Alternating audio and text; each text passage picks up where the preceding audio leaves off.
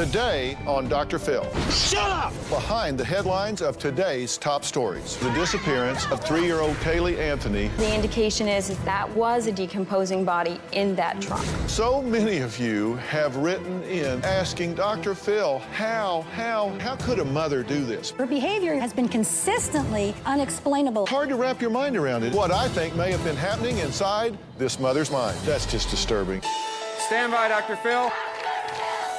Some say it's a hard life, but it's hard for us all. Always hold on. In 10, Always 9, be strong. Reach out for 5, 4, 3, 2,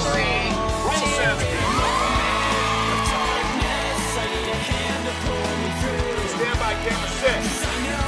Go, Dr. Phil.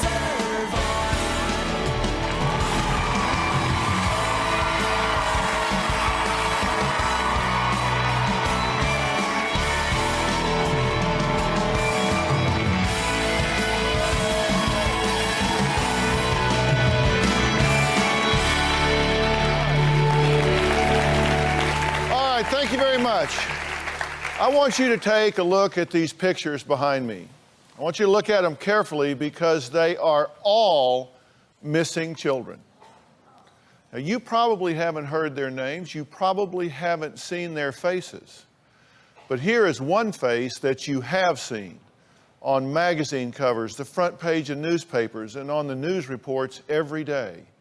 So why does this child keep getting so much attention while others that are also missing seem to be ignored? Is it because she's Caucasian? Is it because she is so cute and adorable? We're going to talk about these questions today and a whole lot more as we delve into the story of the disappearance of 3-year-old Caylee Anthony, who has been making headlines since her grandmother, Cindy Anthony, called 911 to report her granddaughter missing. Now, I'm going to tell you today what I think could have been going through the minds of some of the key players in this story. Why would the mother act the way she has been acting? Why would Caylee's grandmother call the police and then later defend her daughter's behaviors? Now, there were 2 911 calls that day. In the first phone call, she says her daughter, Casey Anthony, needed to be arrested for stealing her car. 911, what's the address? What's happening? I have someone here that I need to be arrested in my home. They're there right now? I have a possible missing child. I have a 3-year-old that's been missing for a month. A 3-year-old? Yes. What did the person do that you need arrested? My daughter. For what? For stealing an auto and stealing money. So she stole your vehicle? Yes. Can you have someone come out to my house? And you said you have this vehicle back? Yes. She's there right now? Yes, I got her. I finally found her after a month. She's been missing for a month. I found her, but we can't find my granddaughter. Is she not telling you where her daughter is? Correct. 5 minutes later, a second call was made to 911 where Grandma sounded even more distraught. 911, what's your emergency? I called a little bit ago. My granddaughter has been taken. She has been missing for a month. Her mother finally admitted that she's been missing. We're talking about a 3-year-old little girl. My daughter finally admitted that the baby's in the store. I need to find her. Your daughter admitted that the baby is where?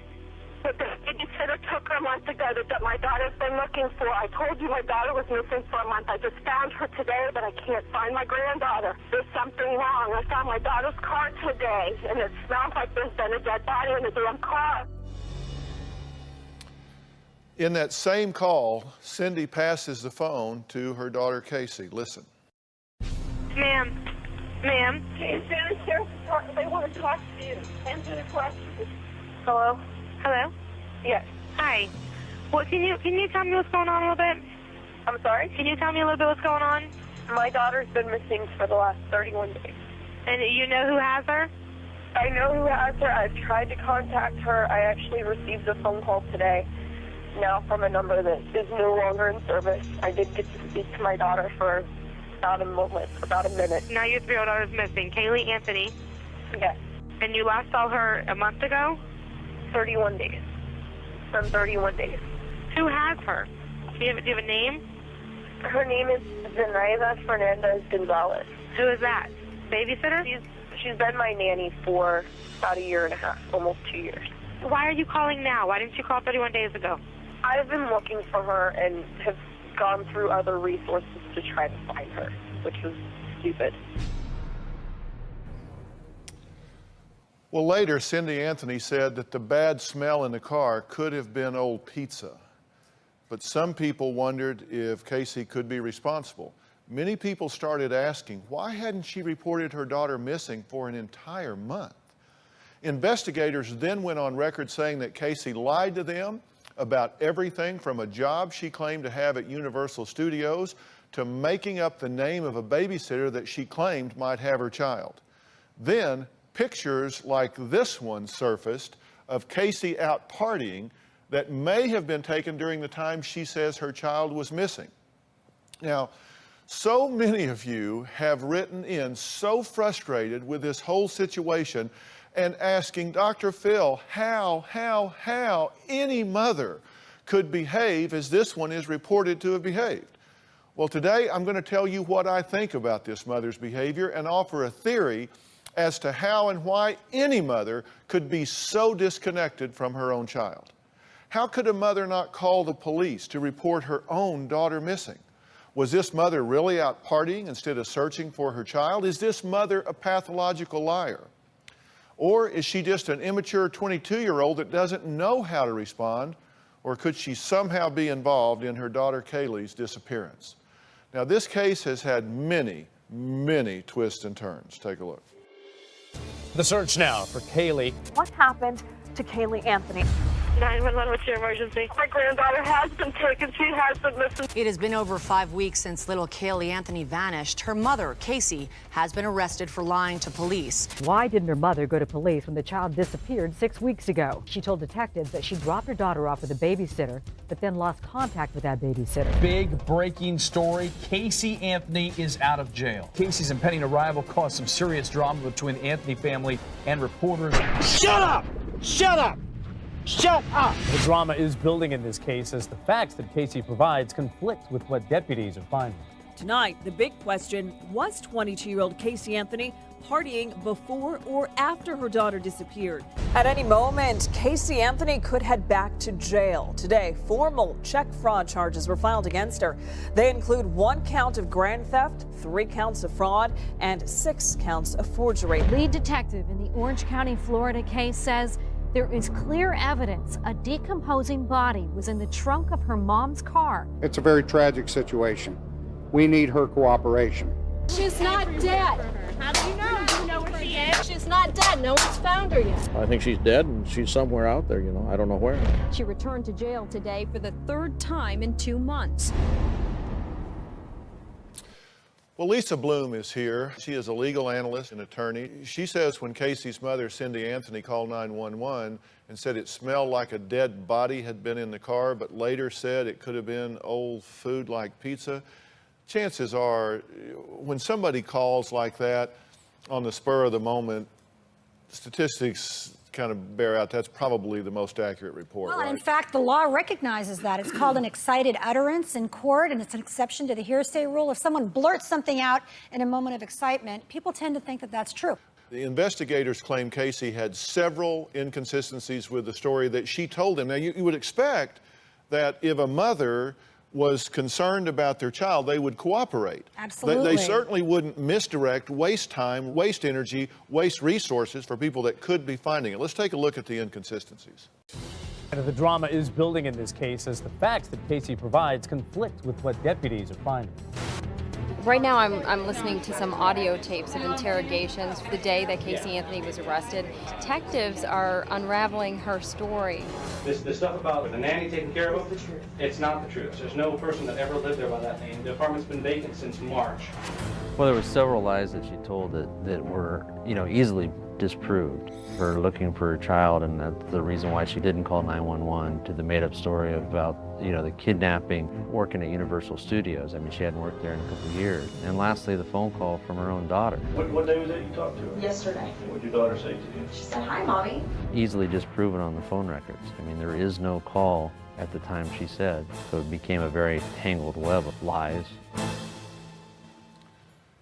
That's just disturbing, isn't it? Yeah, and it's really hard to understand. Now, her friends say she's always been a pathological liar. Well before this, she's lied about money, about her job, about her boyfriends. So that may help her ultimately if she's not just lying about this, that's just her personality. But very hard to understand when your baby's missing. There are pictures of Caylee partying at a local club in Orlando that were allegedly taken while Caylee was missing, and these have surfaced.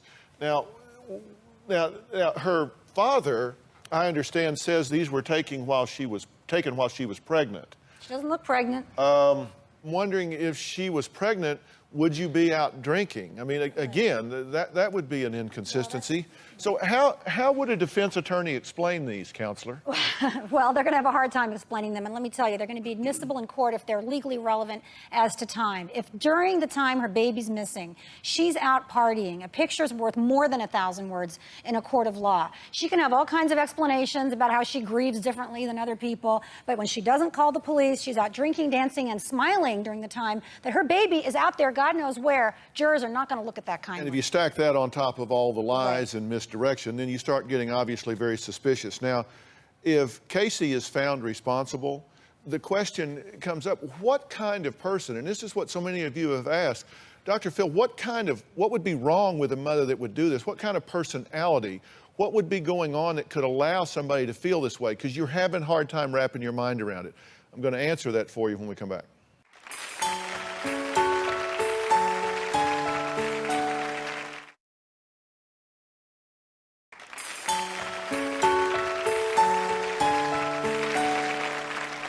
I believe the grandparents are doing what they're supposed to do. They are supporting their daughter. I understand they're hanging on to hope, but I also think they need to be realistic and not aid their daughter. I don't blame the protesters for being out there. I know that they're emotionally involved. There should be an injunction to remove the protesters. Please leave them alone. Please take the hate and take it home. A mother with a missing child is not out clubbing, is not out shoplifting and stealing somebody else's checks. I emailed Dr. Phil and asked him to help these people, the Anthonys. I wanted someone to make a difference. I hope that maybe Dr. Phil can reach out to them and offer some common sense. Well, that was Cheryl and Kimberly who wrote to me about the disappearance of 3-year-old Caylee Anthony. Now, the case has caused controversy because of what some call the bizarre, unexpected behavior of the child's own mother, 22-year-old Caylee Anthony. Now, one of the reasons that we're doing this show is because so many of you viewers have been writing in asking me to talk about this case. Now, Lisa Bloom, host of In Session on True TV, is here, weighing in on the twists and turns of this case as well. Kimberly, where are you? Right here. All right, tell me what your biggest thought and concern about this case is. My biggest thought and concern, I live in Orlando, Florida. I don't know the Anthonys, is watching it through the media, the hurt and despair of the grandparents, the distraughtness in their face, the pain of losing a child, of not knowing what happened, and then the drama, the circus of the protesters coming to their front door, beating on their door. So we've got protesters all over these grandparents. We have protesters doing things I couldn't imagine one person would do to another person in such a situation. All right, Cheryl wrote to me because she lives in the same city as Caylee Anthony and her parents. She thinks Caylee has shown no emotion about her daughter, and you want to know why, correct? Right. I mean, it's hard to wrap your mind around it, isn't it? I'm so frustrated. I'm consumed with it like the nation is. We've become emotionally attached. And as a mother and as a grandmother, I have a 26-year-old daughter. I have 2 grandchildren. If my daughter was acting the way this young lady is, she would not be in my home. I would not. I would not support that. I couldn't support that. Yeah, she was even laughing at the police interview, the first police interview, laughing, Dr. Phil, you know. And some people laugh at a funeral. Some people laugh during times of stress. But her behavior, you're right, has been consistently unexplainable, either very flat or seeming to be very happy about this turn of affairs. Court appearance. She turns around and she smiles. Hi. No. I should be finding my daughter. Where's my daughter? Help me.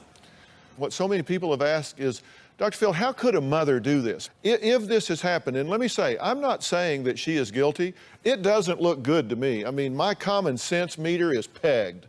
But I don't, we don't know. It's too early to conclude. Right. She's presumed innocent. She could be covering for someone else. She could, who knows? She could have an insanity defense. But what we know, and let's talk about the psychological aspects of this, because you could be talking about somebody that's psychotic here, that, whether it be a schizophrenic disorder or something where they just don't know who or where they are. But one of the most common personality patterns I see in situations like this is what is called the antisocial personality. Now, over the years, it's been called psychopathic and sociopath, but it's now called the antisocial personality.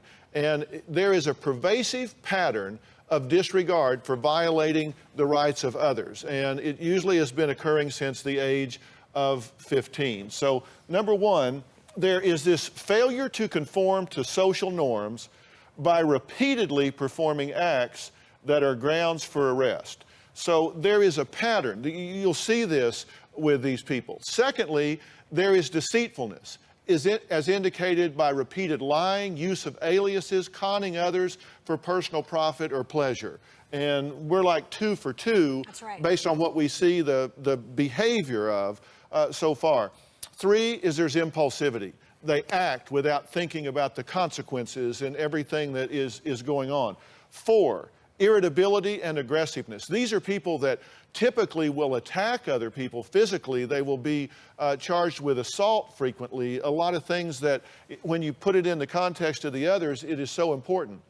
5th, you will often see these people have a reckless disregard for the safety of themselves or others. They don't pay any attention to that sort of thing. 6th, there is consistent irresponsibility, as indicated by repeated failure to sustain consistent work behavior, honor financial obligations, that sort of thing. And 7, there's a lack of remorse. These people don't feel badly, as indicated by being indifferent to or rationalizing having hurt, mistreated, or stolen from other people. Now, if you have 3 or more of these, and they've been present for a period of time, and the onset is after 15 years of age, then you have to consider that you're looking at an antisocial personality disorder here. Now, I have summarized this and edited it down from the DSM-4, which is the Diagnostic and Statistical Manual of the American Psychiatric Association. So this tells you that there are personalities like this out there who just don't have the capacity to feel sorrow. They just don't have the capacity to connect with someone like other people do. So that's one of the theories that could explain this kind of behavior. Now, coming up, we're going to talk to our affiliate reporter. Jessica, who's been following this story from day one, is one of the first reporters to interview Cindy Anthony. She's going to tell us all about that when we come back.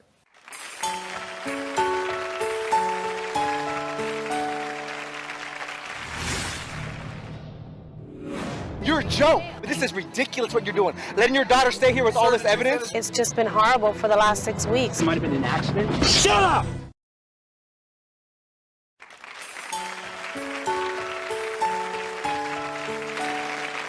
Whether it's murder, neglecting her child, lying, stealing money, she's guilty of something. My position is that Caylee is innocent and that she will be proven innocent. I'm just here to show support. Standing out here screaming and yelling and tormenting the family is not going to help bring her home. All she has to do is tell the truth.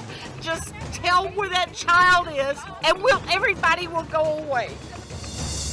Well, Caylee's grandparents, George and Cindy, have had screaming protesters parked on their front lawn almost since the day this story broke a few months ago. Now, they are confronted on their front lawn and accused of everything from covering for their daughter to hiding the whereabouts of their granddaughter. Now, they've hammered no trespassing signs in their lawn. They've even had arguments with protesters as they fight back to defend themselves. Emotions run high on a daily basis. It was absolute chaos outside the home this afternoon. You're a joke. This is ridiculous what you're doing. Letting your daughter stay here with all this evidence? It's just been horrible for the last 6 weeks. It might have been an accident. Shut up! Shut up! Shut up! Not only can this family not get peace, but the neighbors can't get peace. Cops are showing up on a daily basis. You can see the mentality of this crowd. No, hold on. This is a freaking baby killer. Protesters screaming at the family day in and day out, and it certainly has taken its toll. What I need people to calm down in the neighborhood. The pressure from protesters is wearing on her emotionally and physically. All you guys want to do is put my daughter in jail, and not one of you guys are doing a thing to find my granddaughter. You don't care about me. You don't care about her. You don't care about my granddaughter. You don't care about none of this stuff. People need to give the family some respect, support, and privacy. Can we step over here, please? The tension's just growing. I mean, somebody's got to stand up for that little girl. That is just so wrong. I am sorry. That is just so wrong. There is absolutely not one shred of evidence that these grandparents have done one single thing wrong. And for these people to be screaming on their front yard is just wrong.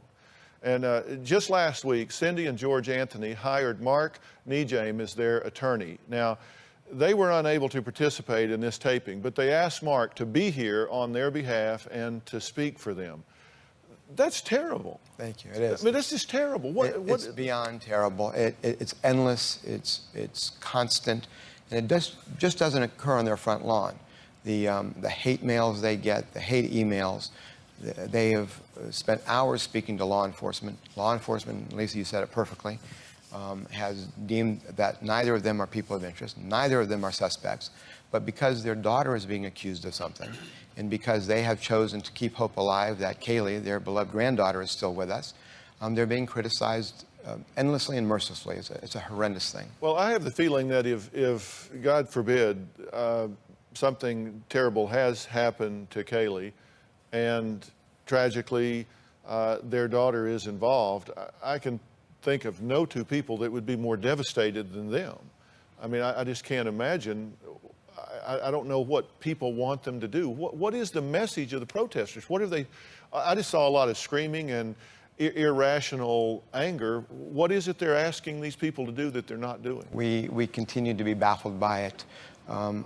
Some of these people have said some of the most obscene things, done some of the most obscene things, bringing 3-year-old children out on the front lawn with death posters, somebody putting an RIP cemetery stone on their front lawn. Horrendous things. And if these people think that they're helping, they are sadly mistaken. They are part of the problem, not part of the solution. If they want to use their energies, let them go. If they don't believe that Caylee's any longer with us, then let them go and search. But to go out on the front lawn and to create this havoc, it's just horrible. As their attorney, if there was anything they could do that they're not doing, if there was any information they had that they were not sharing, you would encourage them and counsel them to cooperate and help in every way possible, right? And they've been doing that, Dr. Phil. It's who on the earth wants that child back more than them? If anything could be done by them within the realm of human capacity, I promise you they've attempted to do it. Because they were very involved in the raising of this child, correct? Totally involved. The child has a room in that house that they're raising that child as their own. They were obviously doing some right things with this child, so. They were amazing, wonderful grandparents, and for them to be criticized by the allegations against their daughter is just entirely misdirected. They've submitted themselves to search after search. They've had their entire backyard dug up because a cadaver dog alerted to one spot in the yard. They've submitted everything I think the police has asked of them.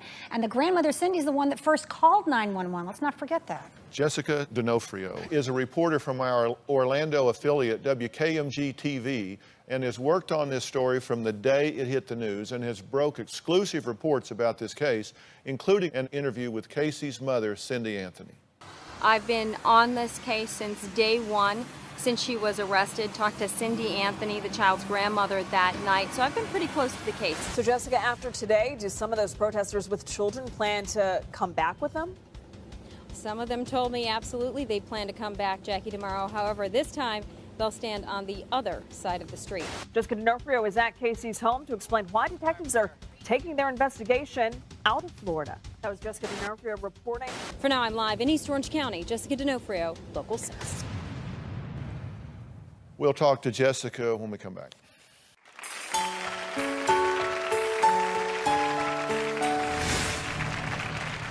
Jessica D'Onofrio has been outside the home all night, and Jessica, Cindy told you she just wants to be left alone. We have camped out in front of this house for days, and it just doesn't seem that there's going to be an end in sight for this. We're going to be out here for weeks and weeks, maybe even months.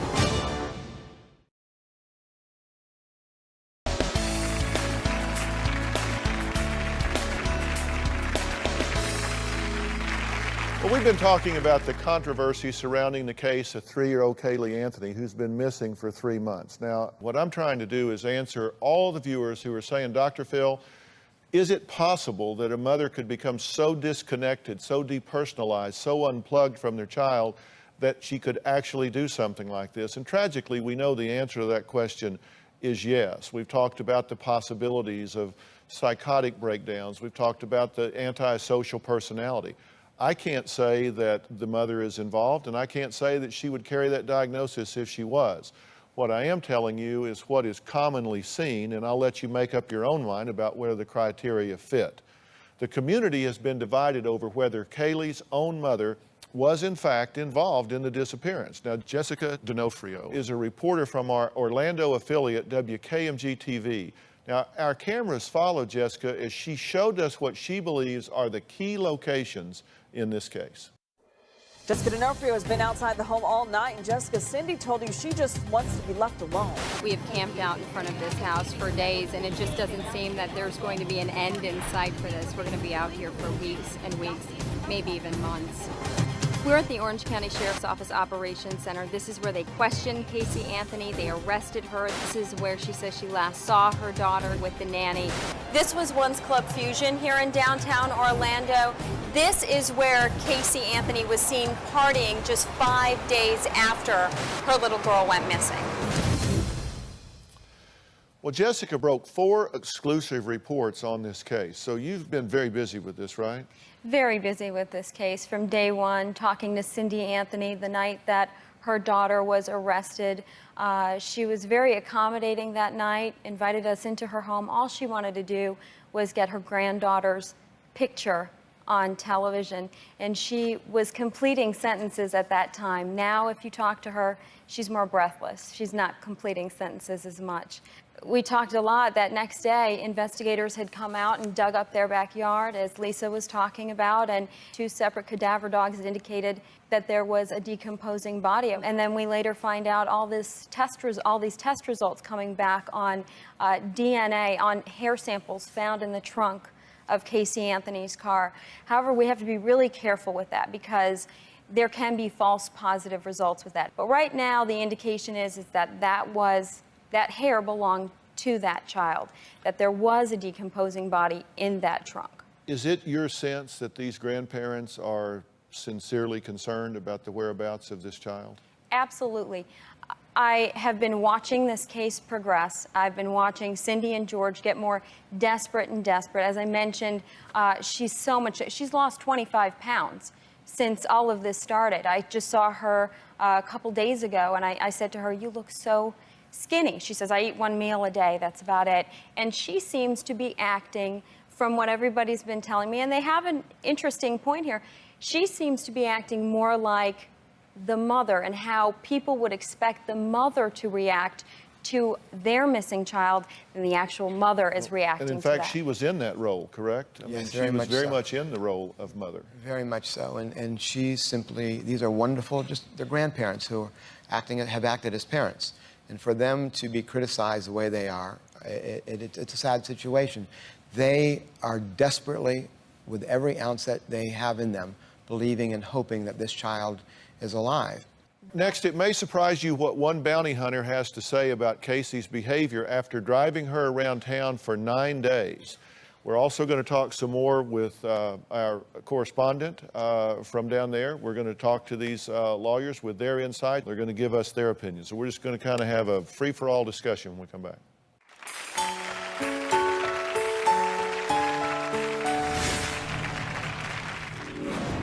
One of the times she said, "If you just let me out of jail, I'll lead you to where my daughter is." I mean, can you imagine letting your daughter be in harm's way and using that as leverage? Were you expecting her to do that with you? I was hoping that. I really was. I was hoping to find where Caylee was.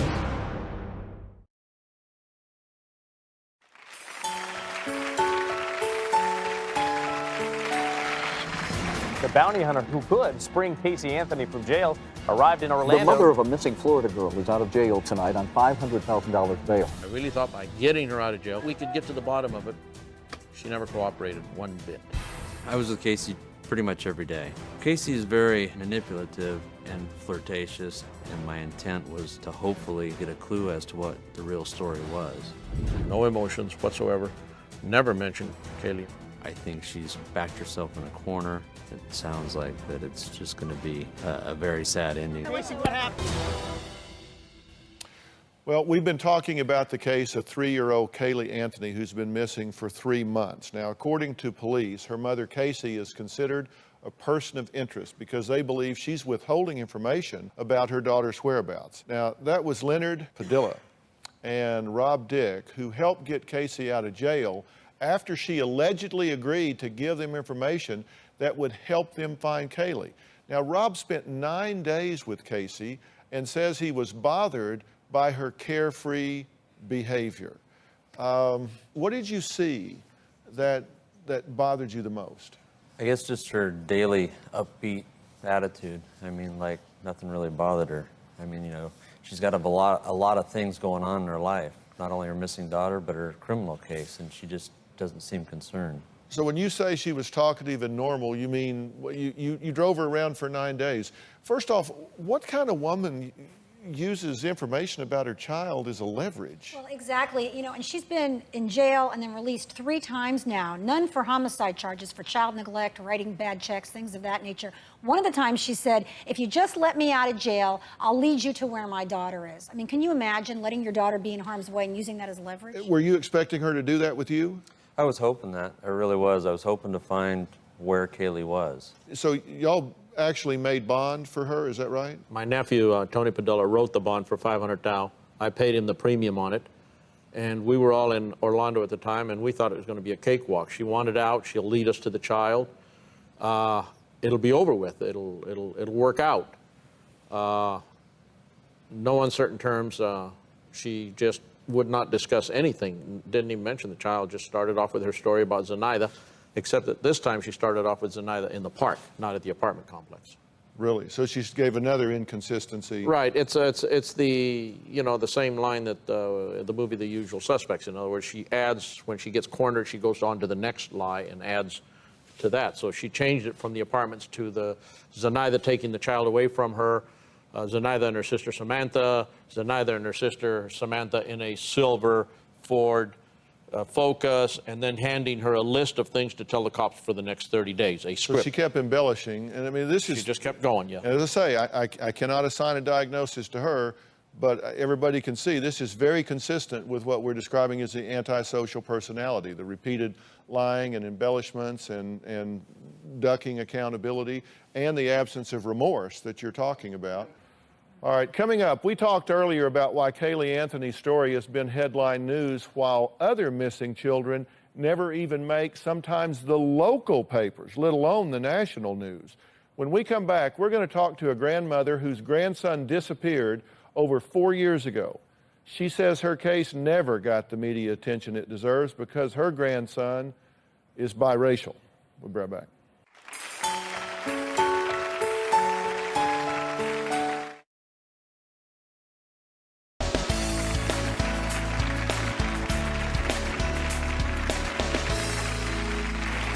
Well, joining me now via satellite is Ernie Allen, the president and founder of the National Center for Missing and Exploited Children. Now, he says racism is not the reason some missing children get media attention while others do not. He says sensational stories get the exposure. Tell me why you say that, because common sense, just common experience tells me that blonde-haired, blue-eyed, gorgeous little children get a lot more exposure and attention locally and nationally than do those from lower socioeconomic strata and those from minorities. Set me straight, Ernie. Well, Dr. Phil, there are thousands of missing children who we're trying to get media attention for because media works. The problem is the media selects 4 or 5 cases a year, not 4 or 5,000, 4 or 5 cases a year. And I talk to news directors. What they tell me is, first and foremost, this looks like just another missing kid. What's news about it?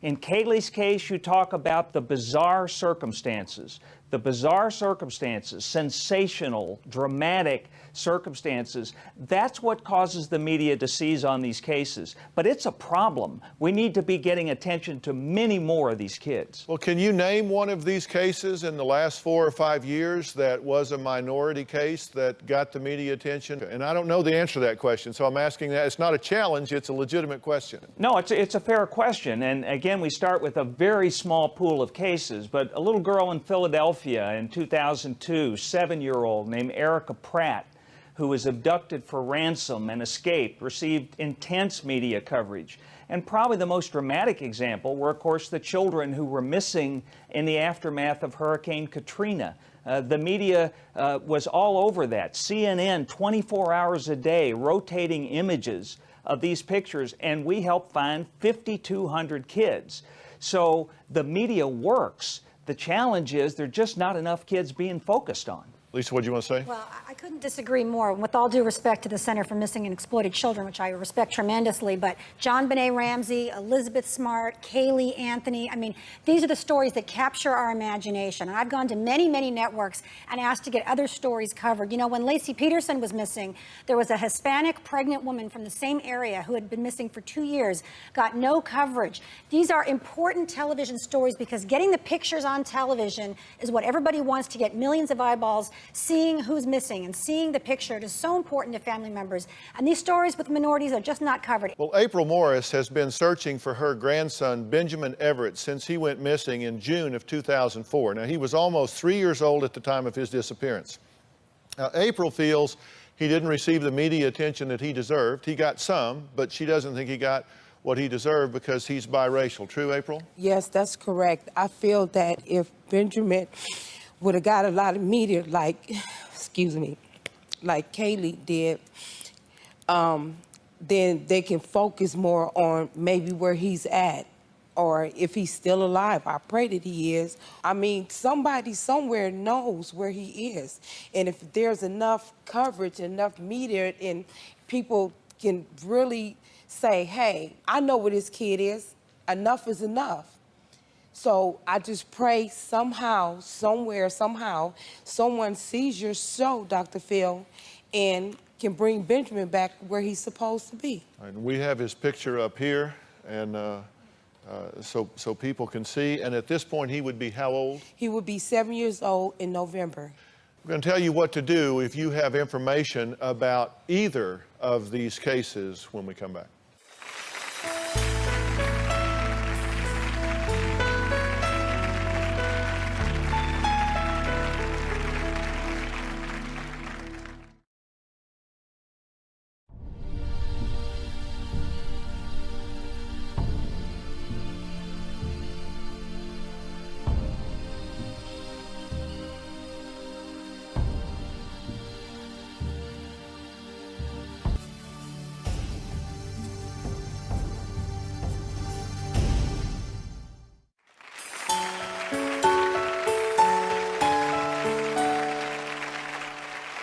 If you have any information about the missing children seen on today's show or their alleged abductors, we want you to call 1-800-THE-LOST or log on to cybertipline.org.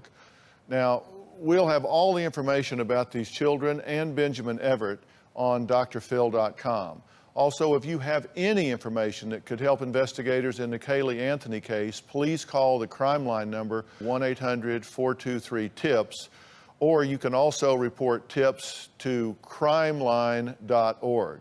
Also, if you or someone you know is going through a similar situation to the Caylee Anthony case where a loved one is missing, please email your story to drphil.com because we want to help.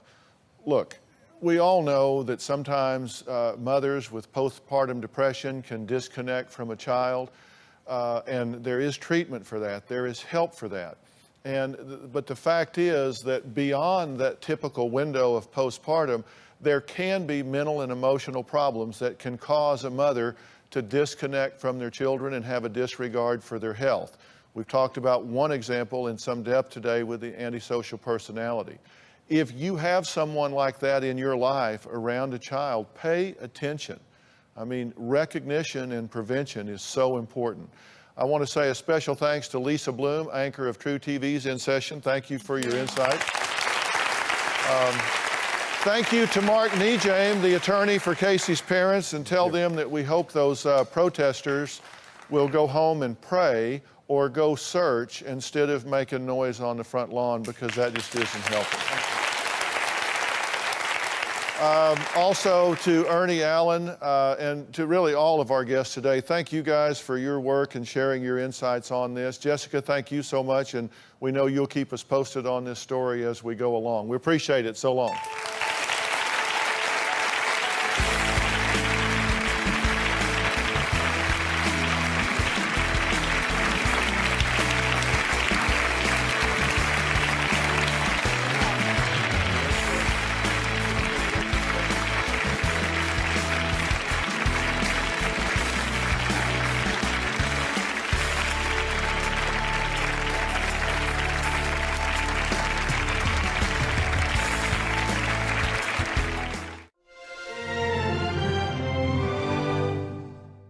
Today on Dr. Phil, what secrets could your spouse be hiding? That was my big red flag. Why are you hiding it? What's she going to see if she looks at it? I had kissed this woman, and that is what I told her. I just found out about that. Kissing some woman and chatting her up are two dramatically different things. Set your DVR, a show all couples must watch. I'm here for my marriage. We're going to take a totally unique approach to what we're doing today. Stand by, Dr. Phil. Some say it's a hard life, but it's hard for us all. Always hold on. In 10, 9, be strong. Reach out. 5, 4, 3, 2, 1.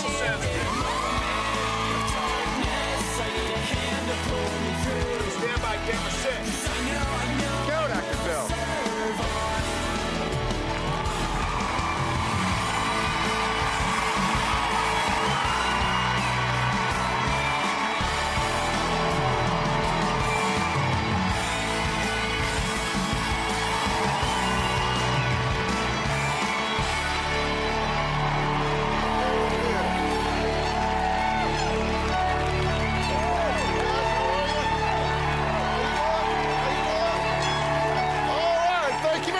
Thank you very much.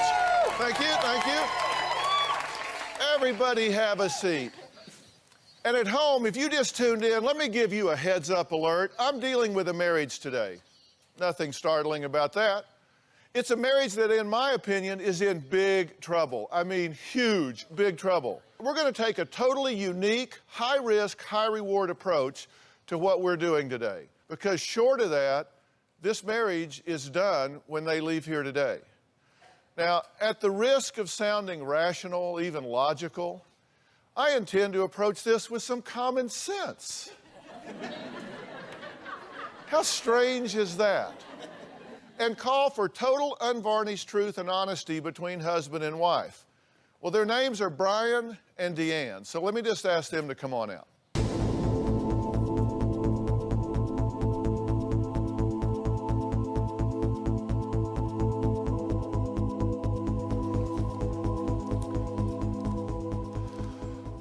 Okay, guys, welcome.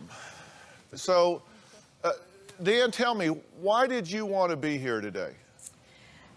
I'm torn between my head and my heart as to what the best step for me would be next, for not only for myself, but for my family as well. But do you really want answers? Yes. Tell me why you wanted to be here. Or did you, or are you just here because you figure it's a good faith effort because she wanted to be here, so you're here under duress? No, not at all. I'm here for my marriage. Because this is in the ditch, right? You've actually filed for divorce and you've had him sign the papers. Yes. You just haven't turned them back into the courthouse yet. That's how far this has gone. Correct. The question is, are you willing to, no kidding, bottom line, be honest here today with me and with each other? Very much so. Yes. Now think about what you just said. Because I have a life law. Life law number 4 says you cannot change what you don't acknowledge. Now, if you two are a couple of right fighters and you're here to just kind of cover your butt and try to skate through some stuff, you might get through today, But come on, I mean, it won't be 3 weeks. You won't get home before it's in the ditch again. Would you like me to start with you? Yes. Please do. Okay. That's probably the first truthful answer that's made sense to me. Trust in a marriage is everything. It's the foundation. If you don't have it, you don't have anything. I want nothing more than to have my wife and family back. I can make it right, that I'm a better person. You know, I am that same guy that she fell in love with 15 years ago. Number one, did you have an affair during your engagement? No. Okay, so are you telling me that that is not true? That is correct. So you're denying that? It did not happen. Okay, you don't believe that, do you? No. Okay, let's take a look at what your wife had to say about this. After that first affair, when he, went off when we were engaged, it took me a long time once we got back together to rebuild that trust. Okay, so she's wrong. I did not leave her for another woman. I was not with this other woman at the time. You know, there was a coworker that I was with, but it wasn't in that sense. It wasn't a sexual relationship or anything like that. Did you do anything with that woman that you wouldn't have done if she had been standing right there? No, I did not do anything with that woman, regardless if she was here or not. Okay, so do you think you're being lied to on the very first point? Yes. Then what's the point? I mean, aren't we done? Anytime something comes up, it always, she goes back to, well, you did this 14 years ago, you did this 15 years ago. Do I not have a right to do that when it comes back in your face again? I'm torn. I'm like this little ping pong ball. I keep going back and forth. Like, I love him and I'm in love with him, but it's so hard to believe. I'll tell you what, let's go down the list. All right, so you deny this one. That's correct. Okay, so we'll mark that as denied. All right, she says that you had a second affair close to the time that your son was born.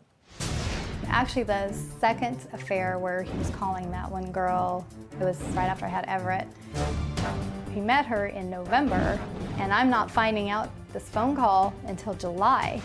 So I don't know how long it was going on for. Yes, I did. All right, so you admit that. Has he admitted that to you before? No. All right, but you admit it now?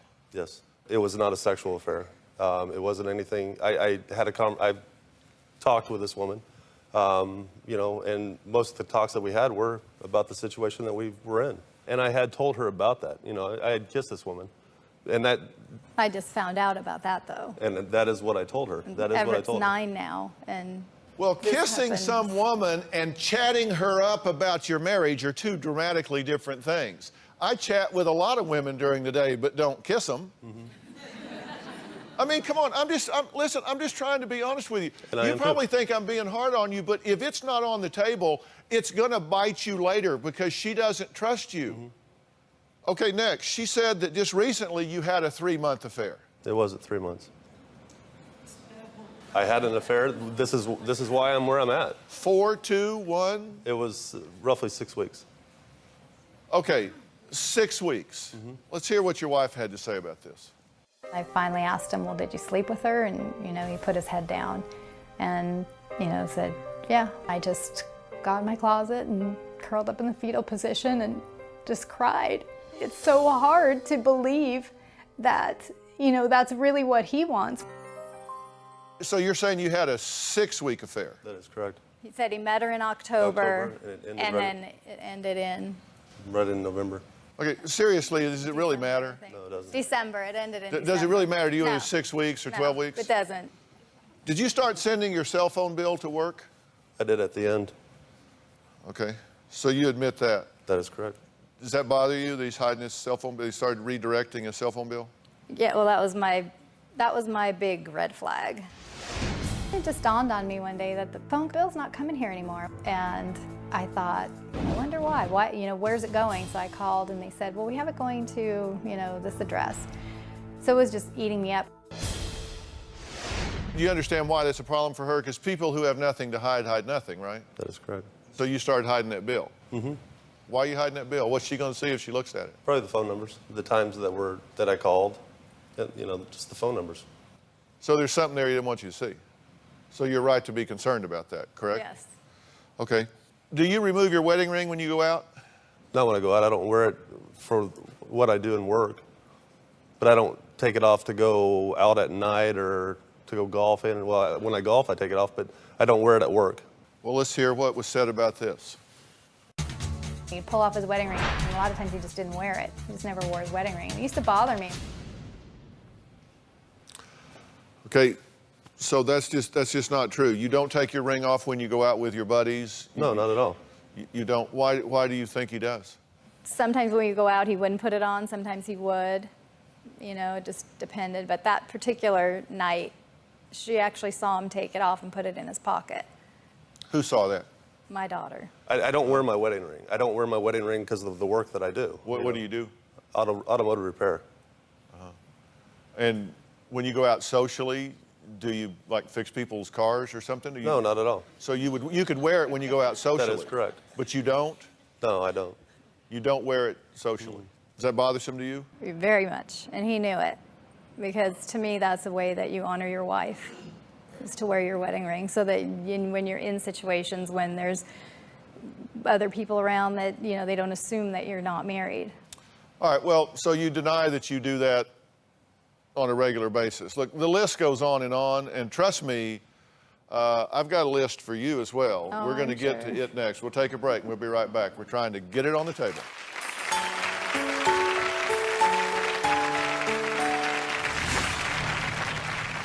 When we got back together, we decided to go for marriage and family counseling. So we went together and went separate as well. The last time I went to see her, I asked her, what do you think?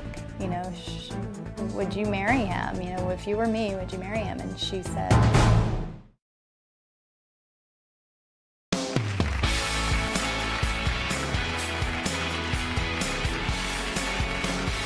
All right, we're back with Deanna and Brian, and we're talking about the broken trust in their marriage. And this is a marriage that's in trouble.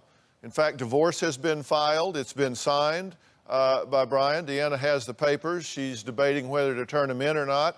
And what I'm saying is, I don't want to talk to people with half the story. I don't want to talk to people and deal with half the truth, half the problems, and have people run an agenda that they're just going to go home and be right back where they started. So I'm trying to get it all out on the table here.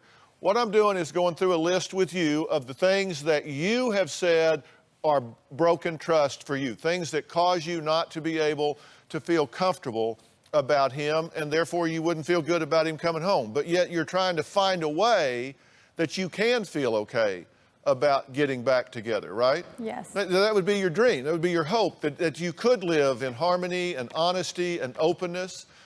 So I'm trying to get everything on the table so there's no stone left unturned. There's no complaints you have that you haven't vetted and put out there. And you understand why we're doing that, right? Yes. The next thing on the list is that you inappropriately touched Stephanie's friend. True or false, or drinking? I was drinking. That's what I was told the next morning. You know, I was laying on the floor and she was on the couch. I don't know the inappropriate, you know, I don't know, I think I touched her hand. Basically, he was coming on to her, and that made her uncomfortable, so she pretended she was sleeping. So do we take that as a denial or as an admission? It did happen or it didn't happen? I would say probably an admission that it did happen. Okay, so it did happen. Are you still calling and texting women? No. After I found out about the affair with the other girl, he still kept calling her and talking to her. After he tells me that he's not talking to her anymore, phone call comes in and it's her. The last time I checked was last month, and I told him I was never going to look again because I had seen what I needed to see again, you know, in my face. And that was right before he had gone into the center for treatment. That 2 nights before he went in, there was calls to that same person, all hours, for lengthy conversations. Just trying to get a hold of her, apparently. All right, well, let's just go through these and get them up there. There are family members that say that you have pushed Deanna to sell the homes, her assets, to buy a business for you. He would break her down to where she did sell, because I'd ask her, I said, why did you do that? Why did you do? She says, I just got so tired of Brian just nagging at me. He just couldn't handle that she had that and he didn't provide it for her. When we first met, I basically had everything. He was just out of college, didn't have as much things that he had worked for. I had worked hard my whole life for what I had. And when he sort of stepped into my world, because I already had 2 children, I had my career, it was easier that way. And when I just feel like he never wanted to be a part of all that, all those things, and wanted to just get rid of them. So for example, when things went wrong with the rental house, he wouldn't really go down and fix it. I couldn't get him to do those kind of things. All right, do you want her to be a stay-at-home wife? He would always say, all I want is her to be a stay-at-home mom, and I would say, she's not that type. That's what my husband wanted from me, and I did it. But Deanne was a career-type person. You know, I'd rather, you know, if she's going to be at home, you know, be a mom. That's always been a big concern of mine. And I have no problem with her being at home, none whatsoever. Okay, but that's what you want, and you want her to do everything that goes along with that. Very much so. Okay. How about drinking and driving? I mean, he would drink doubles and triples, and when he would he's all Mr. Happy and Mr. just kind of loud and obnoxious, really, and then he would get behind the wheel. That was my big concern always, was just him driving, because he wouldn't know when to stop, and he was always, no, I can drive, I can drive. But you're now sober for 52 days? That is actually 54, I'm sorry. So you're not drinking and driving now, but you have in the past? I have. Okay. How about casino gambling? Yes. To the tune of 20 grand? 26. $26,000. I didn't even know it was that much, so. Do you believe that you have been an inappropriate model for your son? Very much. You concerned about that? Very much. Okay, take a look over your shoulder at the list. Deanna, is that somebody you want to be married to? No. He denies the affair during engagement. He denies that he takes his ring off when he goes out, but you don't believe that, do you? No. Okay. And calling and texting women up until he went into rehab, you were doing that inappropriately, correct? Mm-hmm. Okay, so that's really an admission, I suppose. There's 2 sides to this story. We're going to take a look at Deanna's list when we come back.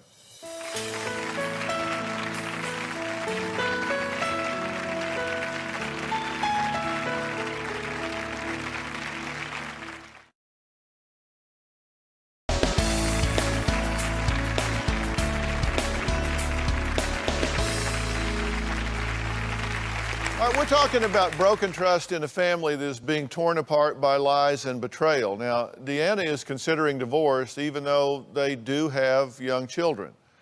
I've always said that until you can look your children in the eye and say, I did everything I could to save the marriage, only then have you earned the right to quit.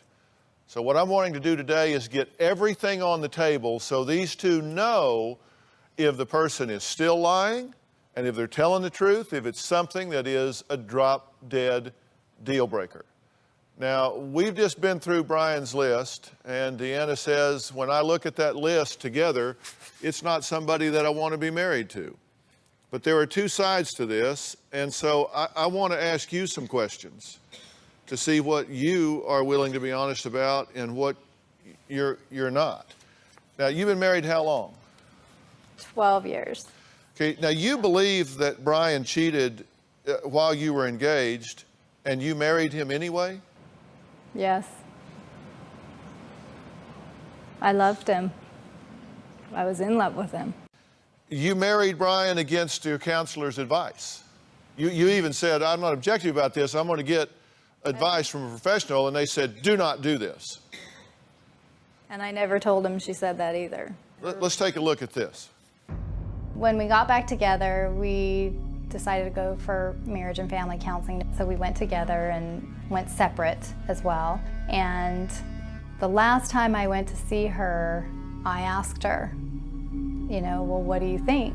You know, would you marry him? You know, if you were me, would you marry him? And she said, off the record, I wouldn't marry him. And I closed the door and never went back. If you knew then what you know now, would you have married him? No.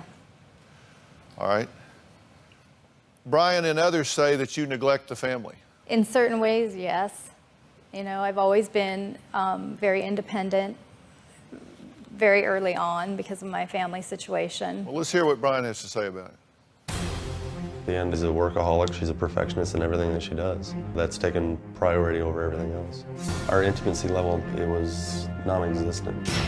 It was like ordering a pizza. You know, I mean, I'd have to ask for it. And even when we did, there was always a complaint. My breast stings, you're pushing on my stomach. The romance was gone, the passion was gone. Okay, now let's be specific about this. As you don't cook for the kids, you make them late for school, you're late picking them up, so they're standing around waiting for you to get there, that you work 75 hours a week. Deanne's normal workday can range anywhere from 6 o'clock in the morning all the way till 4 in the morning. The kids would have to be to school at 8 o'clock. They're usually running late because she's still on the computer. There's times that she's late picking them up because she's still doing her business. I get home at 7 o'clock at night, tell the kids, hey, you know what, it's time to get ready for bed. Let's get your homework done, let's get the showers done fast. Dad, we haven't had dinner yet. She's still up doing her things. My work is in my home, so I might work that many hours, like it might consume that much of my day, but I'm not working continuously that long. You know what I'm saying? I'm doing other things, doing laundry. Look at the list. I mean, I'm just trying to determine if you're really vested in this thing, or are you not? Yes, no, I am. And I haven't, the kids haven't been late for school this whole year and, you know, part of last year because it was an issue for my son. He always hated to be late to school. I mean, he hates it, so. Okay, so you deny that you've taken him to school late? No, I have. On a regular basis? Yes, I did. Okay, so you did. So that's not a denial, that's an admission. No, that's not a denial, I admit And that. do you pick them up late? Yes, I had in the past during carpools, so. Mm-hmm. Have you made Brian watch you date other men? I made him watch me date 2 other guys for 8 months, and then I was kind of dating him and another guy at the same time. He hated it.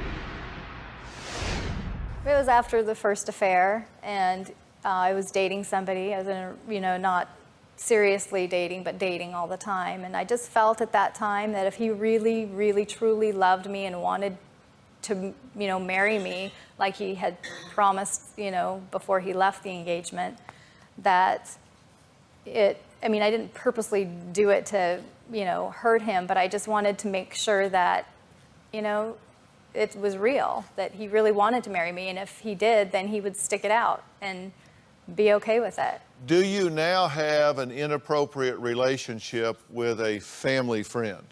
No. The family friend that we have used to live across the street from us. We sold the one condo we had and we bought another one. Well, he bought one right next door to us. He would come over to the house and fix the computer, but he'd only do that when I wasn't there. I've always felt that he has feelings for her. My wife is the beneficiary of his will. At Christmas time, he would buy the kids gifts, and he'd also buy something for my wife. And I'd usually get left out. One time in passing, I checked her emails, and you know, she was conversing with him at 2, 3 in the morning. I think that she should probably be in bed with me. You know, so it's always bothering me. Does this family friend give you money? Yes, he has. $25,000 worth of money. Oh, he's given us a lot of money. A lot more than $25,000. Brian, how do you feel about that? Do you think this is an inappropriate relationship? I do. Do you think it's inappropriate for this man to be giving her money, lots of money? He gave it to both of us. That is correct. He's helped the family. I understand. He's helped the family, but it's gone a little bit, in my opinion, it's gone a little bit further. It's kind of crossed the line. So you deny that there is anything inappropriate with this person? There's nothing inappropriate. I feel like you can have a friend of the opposite sex and have them be a friend when they've been a friend since prior to our marriage anyway. So I don't know why. You go to Vegas with him? I have, yes. When we would go for like the day, we'd just fly for the day. It started out as a birthday tradition. We would fly to, actually it was Reno. We'd fly to Reno for the day. We'd gamble and then fly home. But Brian knew every single time, and it was just mostly every year on my birthday that we would go. So on your birthday, you go with another man to some casino somewhere? Mm-hmm, yes. Listen, I'm just an old country Texas boy. Really, I'm not much about bright lights in big city, but I've been to a few county fairs. Yeah. I even saw some flocked wallpaper once.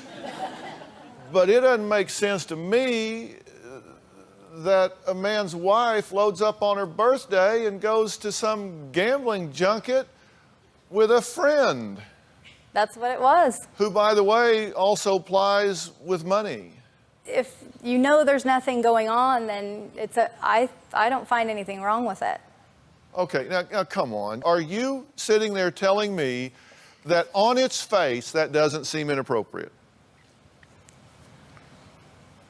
I don't think so. Okay, let's take a poll. If you think it's inappropriate for a woman to go on her birthday out of town with another man while she's married, stand up.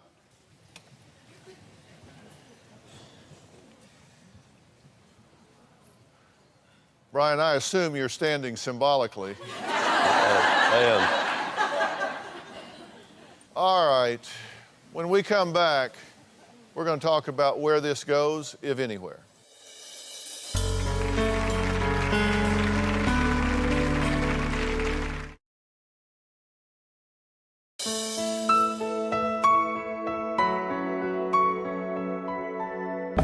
I felt miserable. The pain that I saw in her, the hurt, and all the things that I've built with her, gone. It's like letting air out of a balloon. One of the most common questions I get is, Dr. Phil, can a marriage survive infidelity? Should a marriage survive infidelity? And if so, how? And how do you minimize the damage to an entire family? Now, first off, do you want to stay married? Yes. I mean, even after what you've heard today, the things that we've talked about today, you've said, if I'd known then what I know now, I wouldn't have married this man. I've now heard him tell me things that I suspected that he is now confirming for me that violate my moral standards. Why do you want to be married? I just have never wanted to not be a family. It's always been, that's I think why I've put up with the things over the years and covered things up and pretended and made excuses, is because I never not wanted to be married to him. I always did. Obviously, I've done what I've done. I mean, if I had a crystal ball that knew, that said he would never do this again, and yes, you can be a whole family, and yes, you can heal through this, then I think I could. But if it's looking like, look, he's done this repeatedly, it's a pattern, and this is what's going to happen, and this is how it's going to be. Can she trust you? Yes, she can. I mean, now, come on. I want you to think about this before you answer. You know I am very hard on people that drink and drug. I am a huge fan of rehab, but I'm always leery of people that go become kind of these rehab products and then they're totally new people, because there's an 85% failure rate on people that drink and drug. And the best predictor of future behavior is past behavior. And that doesn't speak well here. No. You think you are a changed person. In progress. In progress. I don't feel like, going into treatment, that I come out after the amount of time that I was there and, I'm just a new man, new blossomed man. It's every day's progress for me. I've been dealing with different things in different ways that I've never done before. And that's, am I a changed man? I have changed a lot. I have changed a lot. Am I perfect? No, I'm not perfect. There's still a lot of things that I have problems with, but I deal with them. All right. I'm going to take a break. When we come back, I want to take a look at Brian's list and talk about the problems for Deanne when we get back.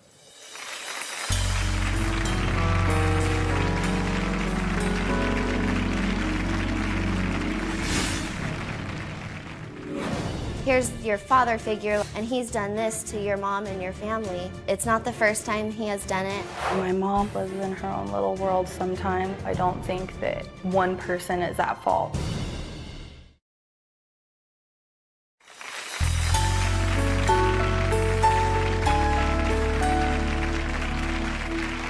Well, we're talking to a family that says they are shaken to the core by the husband's affair. Not everybody agrees, by the way.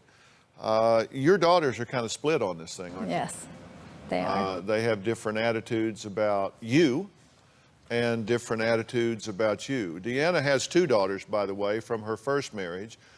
They've grown up with Brian as their stepdad, and they've both been affected by what's been going on here, including this affair. Now, 22-year-old Brianna says she's afraid Brian will cheat again, and it's shaken her trust in all men.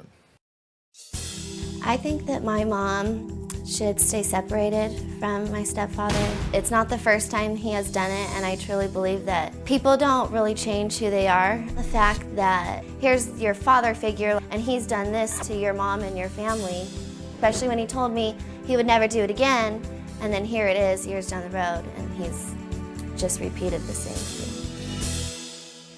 Well, older sister Stephanie says the problem doesn't lie with Brian at all. It lies with her mother. My mom's work habit did affect my stepdad's infidelity. He told me that he was angry and resentful of my mom and how much she was working. He said that he always felt we were just like a group of individuals living in a house together, and we never really did family stuff. My mom lives in her own little world sometimes, and she tends to block certain things out. I definitely think that it takes 2 to tango. I don't think that one person is at fault. So, Brianna, what do you want to see happen here? I would like to say I'd like to see them stay together, but deep down I just don't feel that it's right, because it just seems to be a continuous pattern of the things that have gone over, like that have happened over the past couple years. And I just feel if they stay together, that's going to be exactly, we're going to be in the same exact spot in a year or 2 years. Or Stephanie, you disagree. You think the problem is with your mother, not your stepfather. I don't blame just my mom, and I don't blame just my dad. But I think that they both need to take ownership for what each of them has done. So you like me asking the questions, so both of them have to be honest about their involvement in this. Mm-hmm. What'd you think about the answers that I got from the 2 of them? I have never really heard my mom acknowledge a lot of the things that she did when you were going through the list. So that was nice for her to hear her actually admit that she is a workaholic. On top of the emotional price, Louise says Deanna has paid a hefty financial price too. We talked about this on the list. Let's hear what Mom has to say about this. He was not a go-getter. Deanne had to be the breadwinner. It was Deanne that wanted him to start the business, and she said, you can do it. She managed somehow that they got the business, but they were left with one home. Then he had a gambling problem, and that wasn't healthy in the relationship. Do you think she should file those divorce papers? From what she has been going through with the affairs, and I've seen how it has affected her physically, mentally, I feel she should. Well, this affects everybody. We've got stepchildren here because this is a blended family. We have 2 biological children between the 2 of these. And coming up, you're going to hear a disturbing note that was found in their 9-year-old son's bedroom. We'll be right back.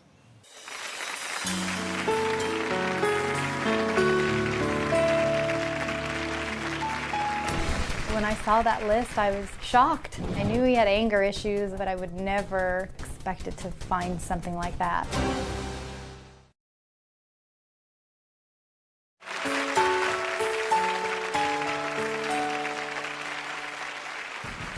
the affair has affected the whole entire family. For me, and the way I look at relationships and men. I hold resentments now. I feel like I was forced to grow up too fast. Just kind of torn things apart. Well, we're talking to a family that feels shaken to the core by the husband's affair. Now, Deanna believes that her 9-year-old son, Everett, has been harshly affected by the breakdown of this marriage, which is certainly no surprise. The family found a to-do list in his bedroom that Everett wrote just a few days ago. It was a to-do list that Everett had written. There were like 4 things on that list. The very first one was kill, this boy. The next one was like get this girl for a girlfriend. And then the next one was buy her something really nice like a diamond ring. And then the last thing on the list was have sex with her and go to bed. And he's 9. Did you look at his list? I did. And number 1 on his list was kill his friend. And if he didn't get that done, he says day after, he says, if I didn't get him killed the first day, kill him today. Yes. Okay. He says, go out and buy this little girl something nice like a diamond ring. And you bought her a diamond ring, right? I did. Was it a peace offering? Why did you buy her a diamond ring? No, it wasn't a peace offering at all. That's what you felt like, right? After I found out about the affair, yes. Why would you go out and buy me this $20,000 diamond ring when you're having an affair with somebody else? Why? I just couldn't understand that. When I would show it to people, they'd be, oh, that's a big guilt ring, like before I even knew of anything. So I was like, huh? No. Or boy, what did he do wrong? Like I'm flashing it around, everybody's like, what a gorgeous ring. And somebody, people would joke and say, oh, was that a guilt ring? And I'm thinking, no, not at all. And then I found out about the affair, and then, it's like in my face. I notice you're not wearing it. No. You are amazingly passionless about this whole thing. Have you checked out? No, I don't think so. It's really, I've seen more passion out of people ordering lunch. Really? Really? I mean, So I can see that. I mean, you're just kind of like, yeah, whatever. I just feel so damaged over all of this, and I'm not saying that I didn't have anything to do with it, but I don't feel that the things that have been done and things in the past in our marriage ever should have warranted an affair. But I still do have that fear, when I call his work and he's not there, or I call his cell phone and he doesn't pick up. It's like I get that sick feeling, like where is he and what's he doing? Even though he's telling me that, that he's not talking to anybody, not doing that. It's just that. Okay, but you understand the fact that you still have such raw wounds that you have to do that you're calling up there and checking, that should tell you right straight up, you are not ready to be in a marriage with this man. The fact that you can't trust him, that you have these feelings that you have to call and check and interrogate and wonder and worry, that is not the basis for a healthy marriage. Not at all. And let me tell you, children would rather be from a broken home than live in one. And right now, they're living in the middle of all of this, and you're seeing the residuals with your son. You have no choice but to put those children's interest above your own and decide what's ready. Do you think that you're ready to just move back together and resume your life as a family? No, not at all. Do you think you are? No. Because I'm going to tell you, it's not even a close call. It isn't even a close call. If you want to be married a year from now, you won't be living as a married couple a month from now. What's important in my view is that everything we talked about today, you now take as a to-do list. You have to resolve everything on that list, all of your feelings about everything on that list. This list becomes a to-do list that you've got to, Brian, you've got to make amends and deal with everything on your list to her satisfaction. You have to deal with everything on your list to his satisfaction. You have legitimate complaints about her. You had an illegitimate response to them, but your complaints are legitimate. If you're going to be a wife and a mother and live as a couple, you've got to change some things. and you've got to change some things, and that can't happen like that, and you cannot move back together. Your children do not deserve a revolving door daddy. Do you agree with that? I agree 100%. Do you agree with that? I agree. I'm not telling you to finish it up and get a divorce, but I'm telling you, if you want to stay together, prove it. Prove it by doing the work. Prove it by getting involved with some constructive things to get through this to-do list. We'll be right back.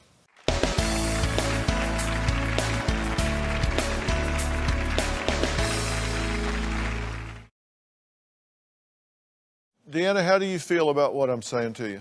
I know we both need to make changes. And I'm willing to do it. Brian, how do you feel about it? I feel like it's a long road to haul. I mean, that I've got to, if anything's going to work, and it's, I want a family. I've always wanted a family. But you haven't valued your family. You didn't treat them as the precious asset to you in your life that they are. That is correct. You've snubbed them, violated them, and dishonored them. And so that's what bothers you, and that's what has to change. All right, I've put some helpful information from my book, Relationship Rescue, on the website. So you can go there, click on today's show, then click on Regaining Trust. And I'm going to have some steps in there. There's just some very specific advice for getting past an affair if that's what you decide that you want to do. So I really appreciate all of y'all being here, and we're going to make some resources available to you, and we'll track this and see where it goes. Thanks for being here. So long.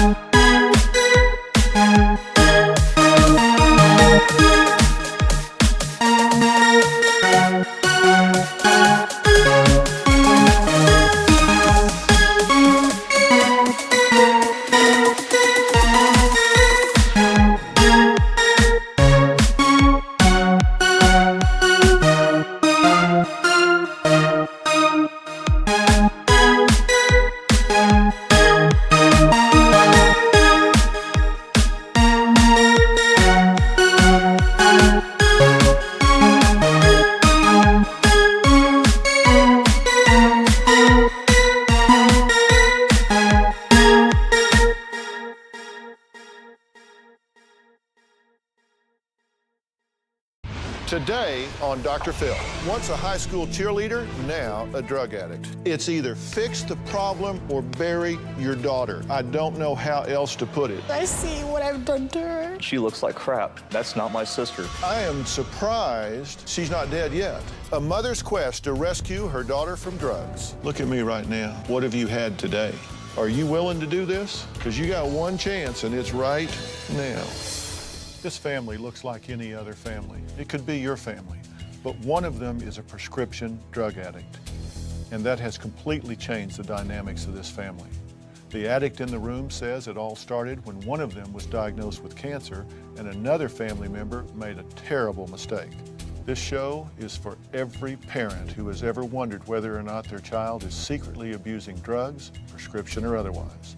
Are there signs going on right now and you don't even see them? It's an eye-opener show that no parent can afford to miss.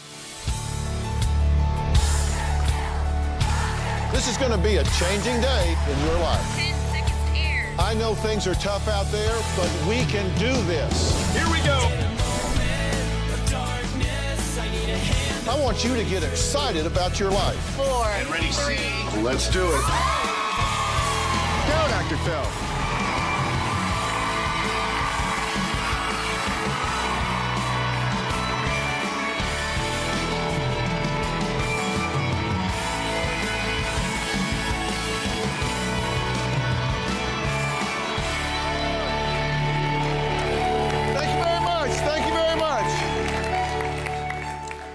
Well, you've heard it all before. Your worst fear. Think about it. Gorgeous girl, happy child, cheerleader, basketball player, great student. She had it all. But then she turned to drugs and life changed in a very dark way. This is a story about a mother so desperate to save her daughter's life. She didn't see what was coming. She wrote email after email to me looking for my help. Paula says her 21-year-old daughter, CJ, went down the wrong road. We're talking about a hard drug addiction. Her husband, Jim, says CJ is going to die from mixing prescription pills, street drugs, over-the-counters, anything she can get her hands on.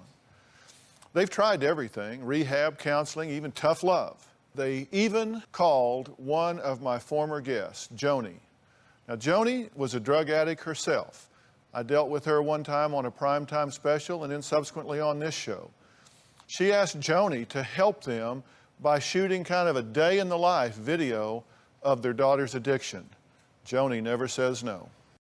It's my sister's birthday and I got 5 morphine. I'm gonna snort 3 of them and chew 2 of them.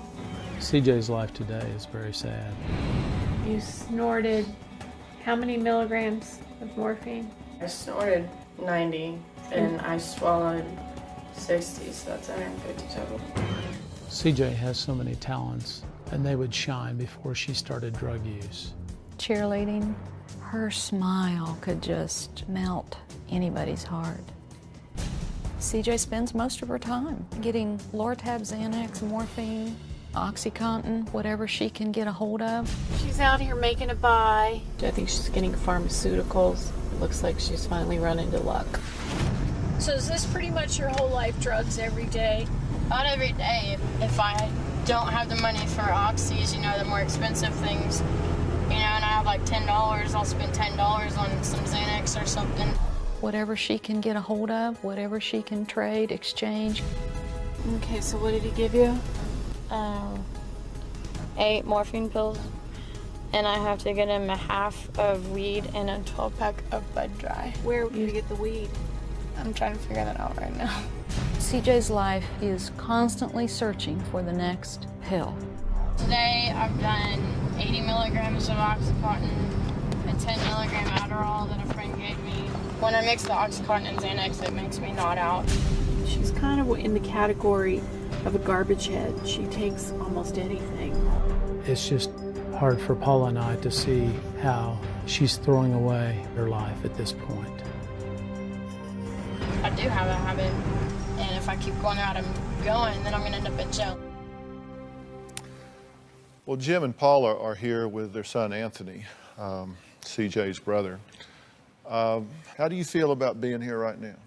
Honestly, I feel very, very hopeful. More hope than I've felt in a long, long time. How about you? How do you feel about being here? I feel a little nervous, but I feel at peace. I feel at strength because we've been there, we've tried it all, and we feel like CJ's at the end of her life, and it's been a tough road for all of us. How about you, Anthony? I feel happy that we're here so that CJ can hopefully get her life back, but at the same time, I feel like we shouldn't even be here in the first place. We shouldn't have come close to being this far. You'd like to just shake her till her teeth rattled, wouldn't you? I've actually tried that years ago. I've tried everything that a brother and a friend could have done. All right, you guys have seen this show before. In fact, you know a lot about me. And you know I'm going to tell you the truth as I see it. You can agree with it or not, but we've got to call a spade here. Yes. So let's just get right down to it. Here are the choices. We're either going to get this fixed or you're going to bury your daughter. That's right. I mean, let's just put it on the table. That's the deal. I am surprised she's not dead yet.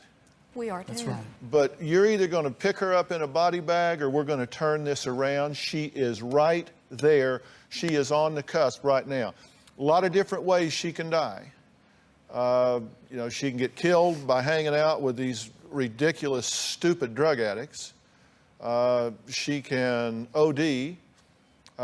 She can get so despondent and mentally out of whack that she kills herself. I mean, the risk here are legion. And the reason I wanted to talk to you guys first is because we've got to get this, we've got to be on the same page here, that we understand what we're doing here.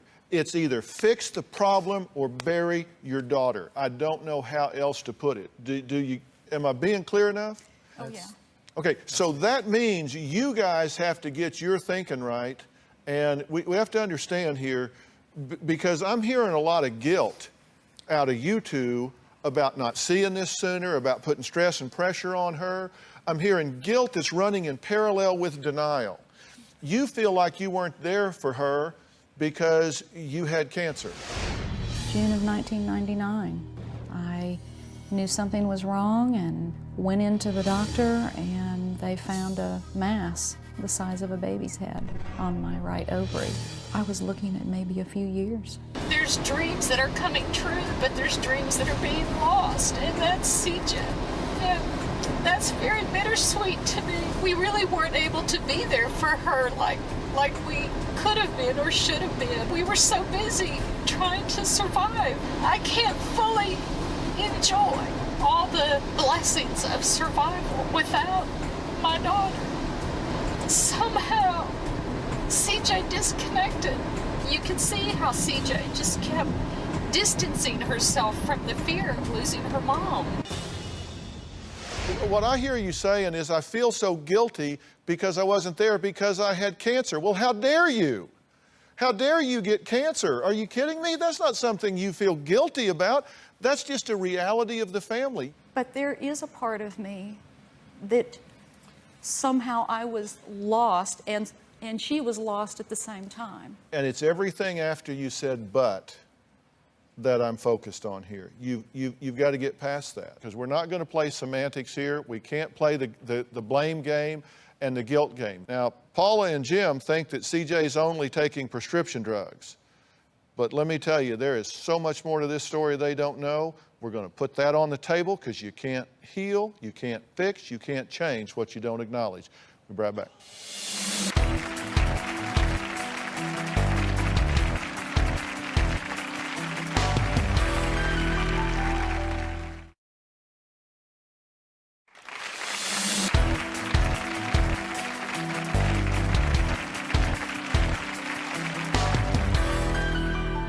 Very angry with what CJ has done and the choices she made. She's a master at deception. CJ can take you for everything you got. She'll have you buying into her pity party quicker than anything. I felt like grabbing CJ up by the scruff of her neck, throwing her in the backyard, and knocking her from one end of the backyard to the other. And the only thing that's preventing me from doing that is the fact that she's a girl. Sometimes I wish she would go to jail. Maybe that's the swift kick in the hind end that she needs. Well, that was Anthony, CJ's brother, and he is understandably very upset with his sister because he says that she's just ruining their family. Now, Paula and Jim, they're saying, look, we're out of options. We don't know what to do with our daughter's drug addiction. Now, CJ has a long list of prescription and street drugs that she takes on a daily basis with no concern or information about the combination of effects, because one drug can potentiate another and make it much more lethal. It can energize it. It can make it be absorbed at a greater rate. The two can get together and create an effect that can be devastating. Now, this is a list of the drugs, and I want you all to know what she's taken. OxyContin, Lortab, Percocet, Vicodin, Adderall, Xanax, morphine pills, ice, which is meth, that is kind of a new addition, heroin, and a family friend, by her description, shot her up with heroin last week. The parents don't know about this, but they think highly of this friend. So what I'm telling you is this runs wider, it runs deeper, and it runs more dangerous than what you guys are aware of. And she mixes these drugs on a regular basis. Joni, true? Her favorite combination is opiates and Xanax, or tranquilizers. And that combination together is very dangerous. But on the other hand, she's a bit of a garbage head. She'll do anything that you have. How is she getting these drugs without money, in your opinion? In my opinion, CJ gets the drugs by her opportunity of clutching onto men. She spends a lot of time with different men. Not prostitution in the traditional sense, but she's young, she's beautiful, and Paula, and I've talked about this, she goes from one man's bed to another, and I believe that's how she supports a drug habit. What do you think about that, Dad, Mom? It's very sad as a father. It's very sad. We've lived with two of our greatest fears that I've shared with CJ for a long time. And I told CJ, I said, CJ, my greatest fears are you're going to be in prison for a long time, or we're going to be at the cemetery visiting your grave. And when Joni came in, she told me that my fears were real. Do you feel ownership in this situation? Yes, I do. Because she says to us in talking to her that you've let her down because you had what she calls an affair, and you call it falling away. You call it what? I broke. You say you don't like to use the word affair. Well, I mean, I don't want to play semantics with you. No. One day, I went the wrong direction. Okay. After almost a year of chemotherapy and struggling to survive her cancer, Paula discovered an email from another woman detailing a sexual encounter with Jim, and this is something that CJ is full aware of. Take a look. It just started as a, hi, how you doing? And it escalated. A few weeks later, there was a time and a place, and I saw that friend and I broke, and I stepped outside of my marriage where I shouldn't have went. Now, Jim says it was a one-time thing because the thought of losing Paula was just too much for him to bear, but when Paula read this email, she broke down.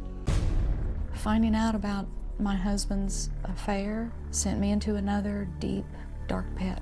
And my first thought was, oh my dear Lord, how am I going to get out of this one? Well, Paula's son Anthony was the last one to know about it, but it affected the entire family.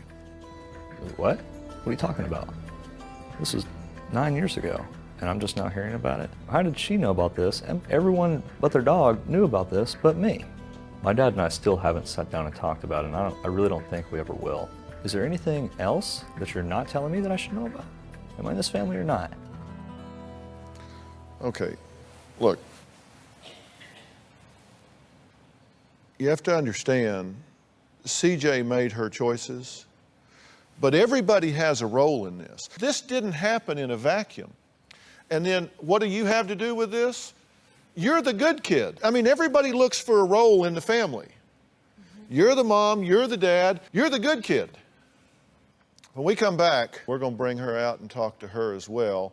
Once I know this family's leaning forward with me, blinders full off, then we're going to deal with it, and I'm going to tell them what that means before she walks out here.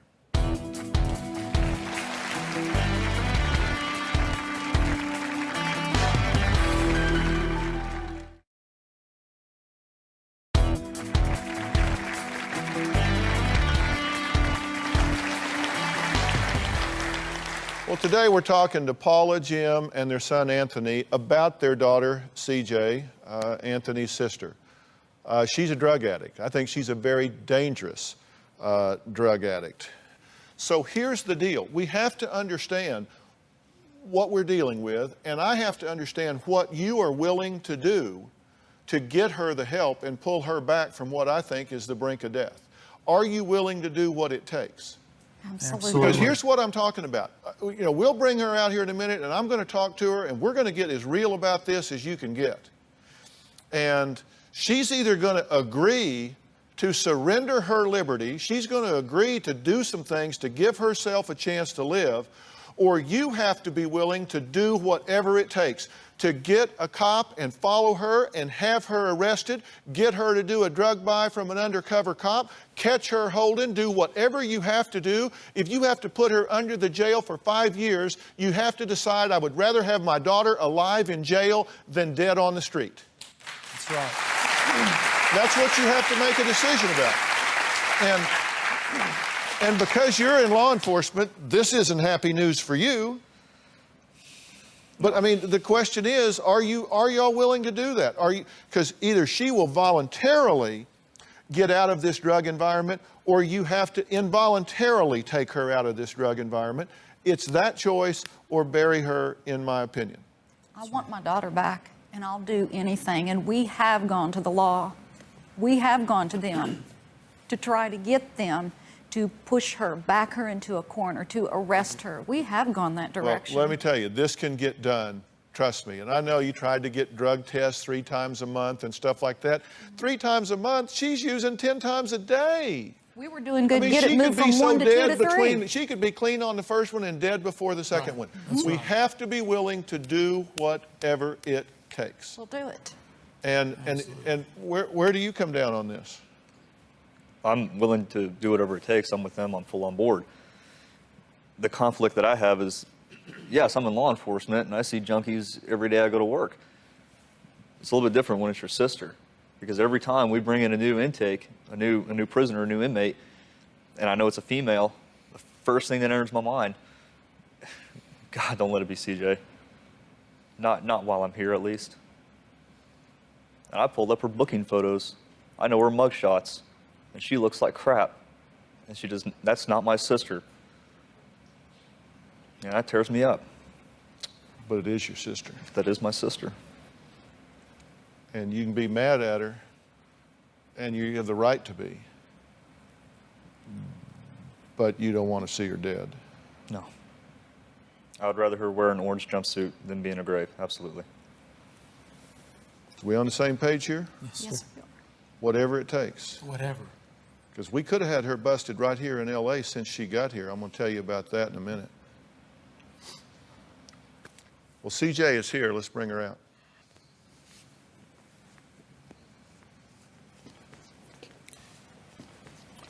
Hi. CJ, Dr. Phil, how you doing?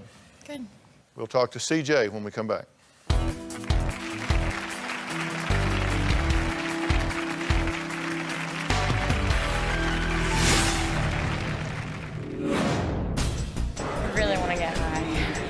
I'm gonna go try to find some drugs. I just talked to a guy. I asked him where to get a joint. Did you get it? Yeah. CJ has been here since 1:30. That's less than an hour and a half, and she's already scored a joint of weed.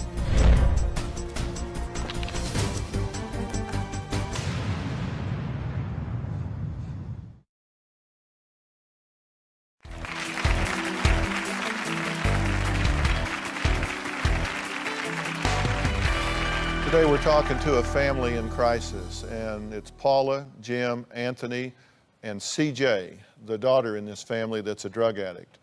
I didn't say that we have a daughter in crisis. I said that we have a family in crisis because it affects every member of this family both ways. Everybody's involved. Everybody has to be involved. Now, CJ landed here in Los Angeles. And let's take a look at her activities when she hit the ground. So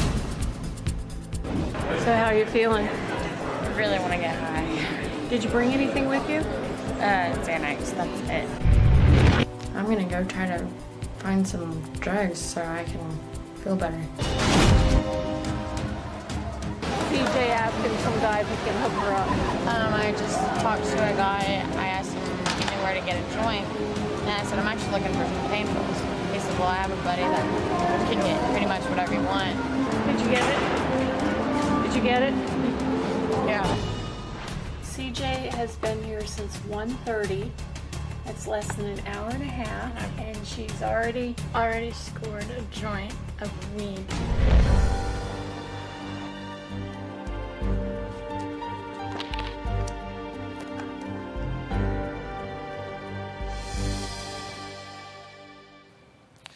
That seems a little at odds with being excited about being here to try to get your life in order.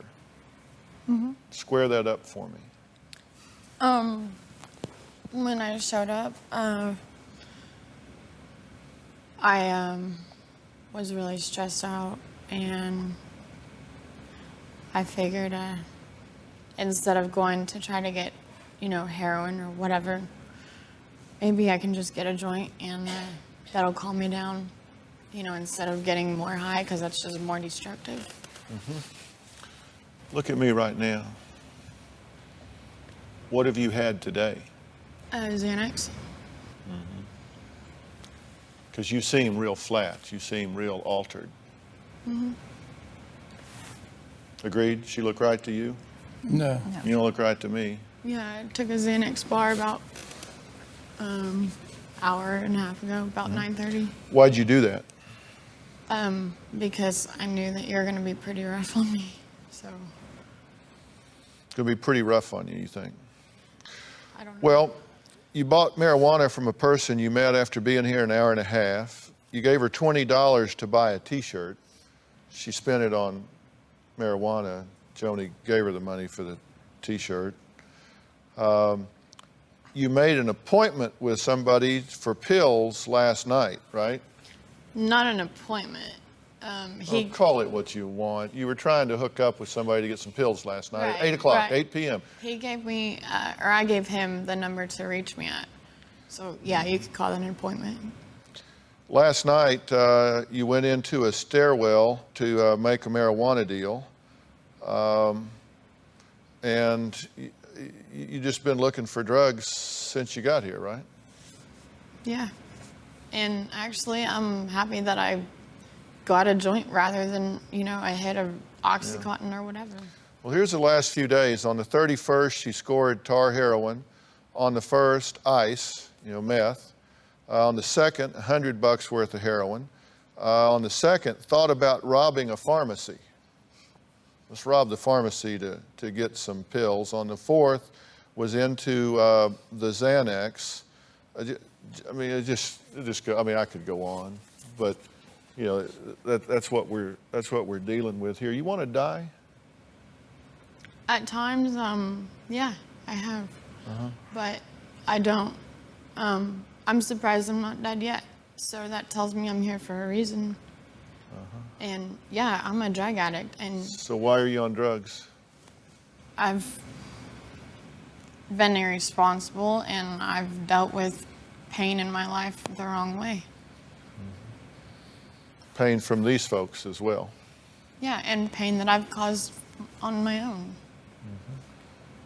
Things that I've done. It hasn't just been my parents. They've been the best parents in the world.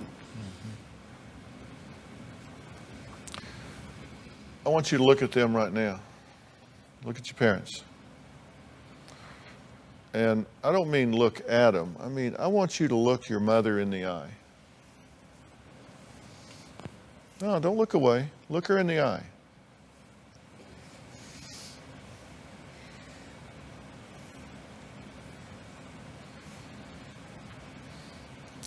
Why can't you look at her? Because I see what I've done to her. And she's the most precious woman to me, and how can I do that to my mom, who's already been through enough?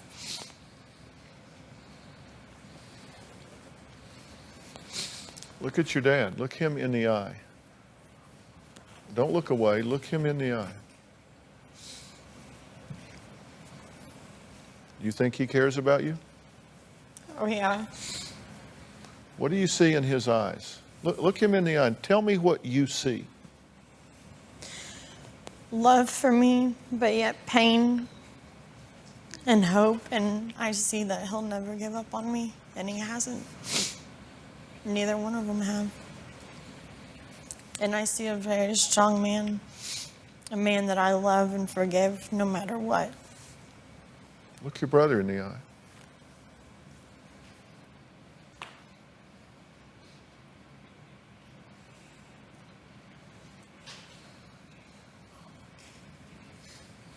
Is she in there, Anthony?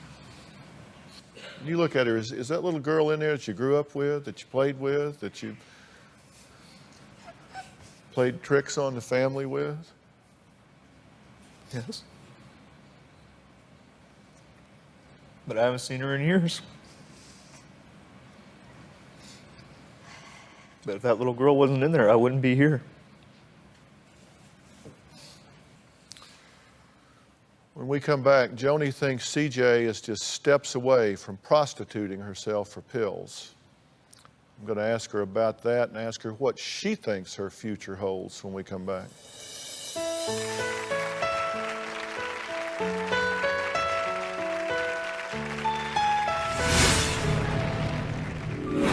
In the 4 nights that I was with CJ, she spent the night with 3 different men. She doesn't have a job. She doesn't have any money. How she is getting these drugs is pretty clear. I mean, you can pretty much do the math.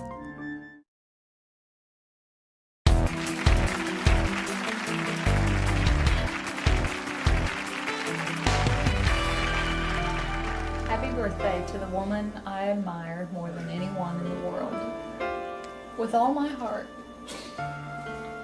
I am sorry for the pain I've caused you, but it stops here.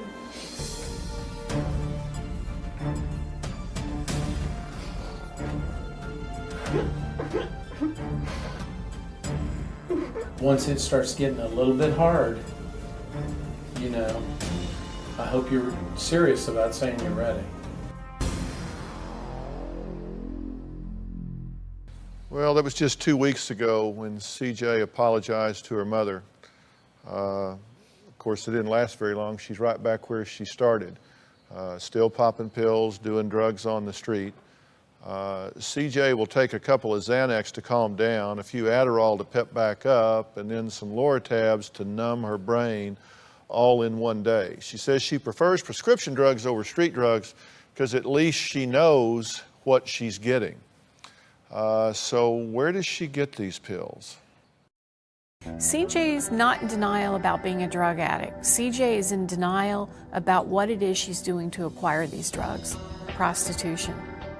She doesn't have a job. She doesn't have any money. I think most of us can assume what it is that she is doing to acquire and maintain a drug habit. In the 4 nights that I was with CJ, she spent the night with 3 different men. There's a man in CJ's life. She describes him as a friend, although when I picked her up at his house, she was in bed with him. He's not just a drug dealer for me, he's a very good friend of mine also. She also has a quadriplegic friend that she parties with. Yeah, and he lays in his bed all day and smokes a lot of crack. So this is where you're gonna go hang out? Mm-hmm. There was a time when CJ related a story about an older man who was going to give her Xanax bars. He said, well, I was thinking maybe we could do a little trade. And I said, what do you mean? And he said, well, you know, like get your panties off. She got the Xanax. You can pretty much do the math. You want another story on that? No, not really. If there's something you want to say, in Yeah. general you can, but I don't want to hear a story. No, I'm not interested in story. No, I'm gonna 'cause I tell know you the truth. I know the facts. The facts are you taking drugs. I don't really care where you're getting them. Do you want to say that you're not prostituting yourself? I have never had sex with anybody for drugs. Never. But you were with 3 different men on 4 different nights, Right. and you came away with drugs. I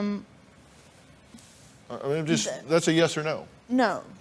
Okay, so you didn't come away with drugs. You The just Xanax guy, when he said that to me, I said, well, I told my mom that I would go give her a couple. So he said, well, I'll give you a couple to go take to your mom and then you can come back. And because I said, I'm not going to get out of here. After him telling me this, I'm not walking out of here without anything.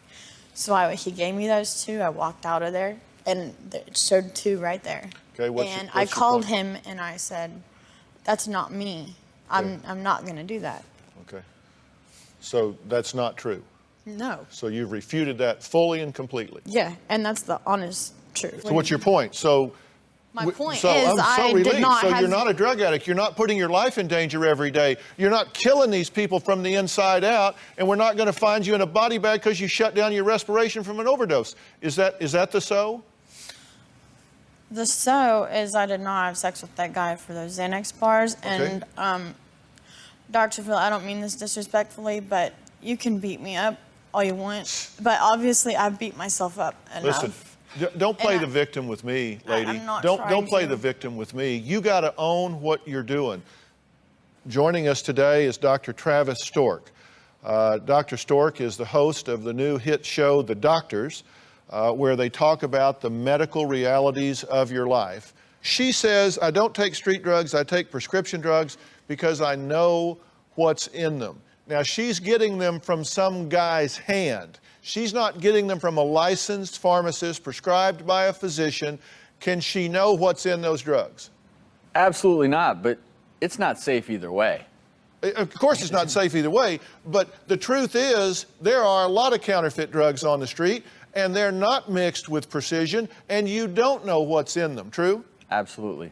So you really don't know what you're getting. They can be stamped, they can be labeled, and even if they are prescription drugs, is it still dangerous?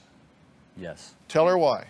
Almost every single night in the ER, I see someone come into the ER, oftentimes from prescription drug abuse, an overdose where they stop breathing, and we just have to pray to God that they get to the ER in time before they're dead. I mean, I'm a drug addict, you know, but I mean, I've seen his prescription bottle, but that doesn't mean that it's still safe. Okay, let's assume that those things are brought to you from on high, from the most perfectly controlled pharmacy in the history of the world, and you're getting exactly what you think you're getting.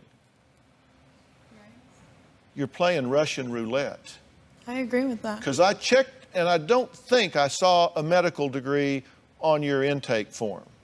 No, I'm not a doctor. So there's a fair chance you don't know what the hell you're talking about, and you don't know what you're taking. You don't know how this drug interacts with this drug. And isn't it true that you often can't remember what you took when? Yeah, that's true. So that's you don't why know I say if I'm this is the 8th surprised I'm not tablet dead yet. or the 20th tablet. You don't really know with precision. That's why I'm sitting here saying I'm a drug addict and I need help. I want to introduce you to somebody when we come back. We're going to meet a family who recently lost their 20-year-old son to a deadly mixture of prescription drugs. They're here. They got something, I'm sure, to say to you, to these parents, and to all parents out there. We'll be right back.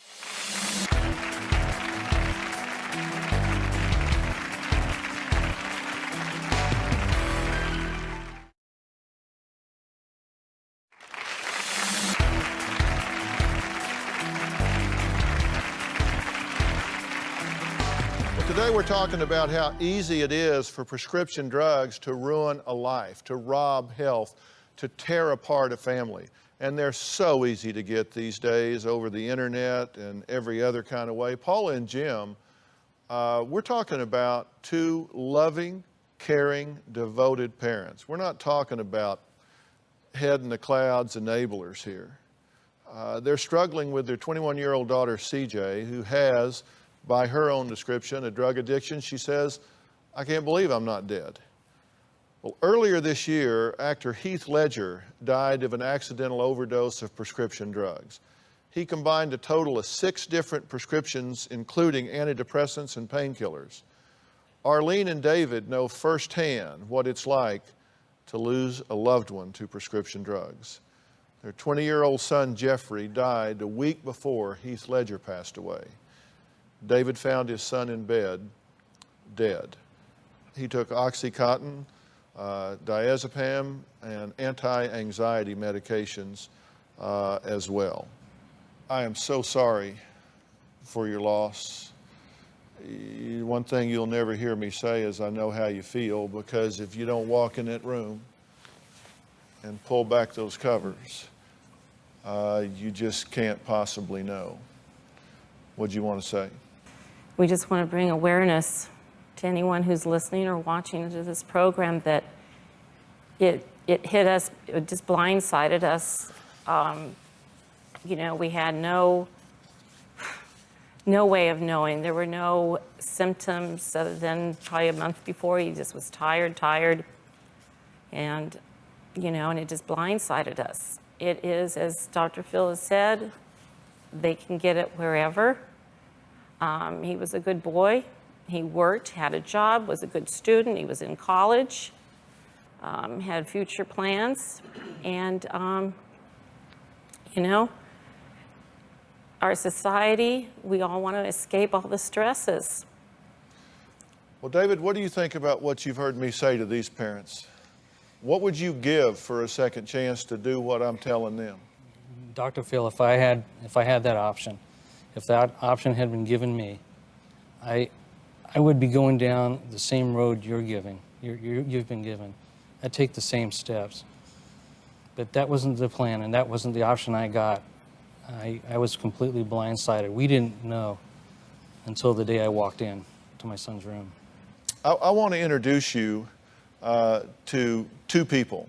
A year ago, Joni hit the streets to find our former guest that you've met, one of the heroin twins, Tekoa. She was relapsing, she was homeless, she was pregnant, she was prostituting herself for drugs. Joni brought Tekoa to me, and we sent her to Rich Whitman at La Hacienda. You'll remember Tekoa. She was what y'all dubbed one of the heroin twins. Rich is back with Tekoa, and Tekoa is celebrating 1 year of sobriety. She is totally clean at this point.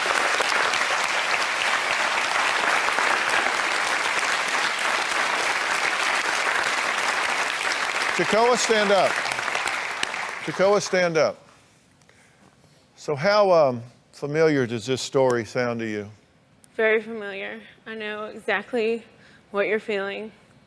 You know, I've been there, and I'm here to tell you, you don't have to live like that anymore. You don't. I flew Rich in here today from La Hacienda in Texas, and he has agreed and is prepared to take you from here to there.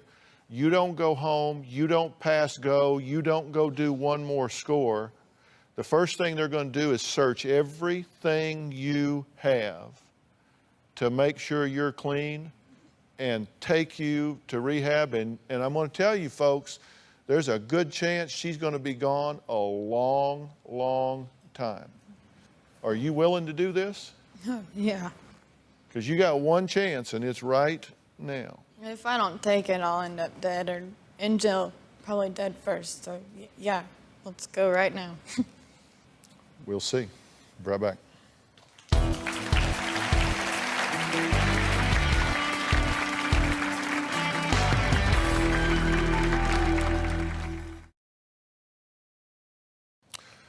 Today we've been talking about a very complex and life-threatening disease and situation. The main thing I want you to do after this show is go to drphil.com, because I am going to list the warning signs that you as parents need to watch for to see whether or not your kids may be involved in some type of drug activity. I want to thank my guests for being here today. Guys, I know this is tough, but I think you've taken a big step in the right direction, and they don't play at this at La Hacienda. It is, in my opinion, drug rehab-wise, there's La Hacienda and everybody else. If you're struggling with an addiction, or maybe it's your child, you can tell us your story by logging on to drphil.com. Click on Be a Guest. Maybe we can help you as well. Don't forget to go to drphil.com. I'm going to have all the information you need right there. Thanks for being here. So long.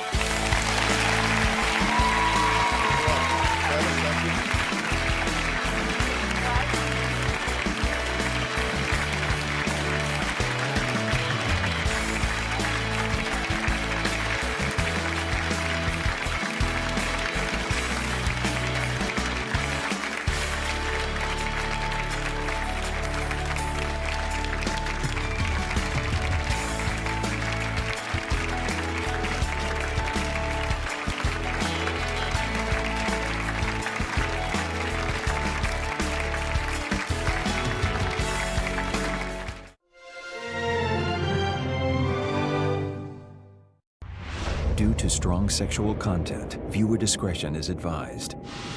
Today on Dr. Phil. Are you still maintaining that you've done nothing inappropriate with this child? Don't miss seeing the shocking new accusations against Jeremy.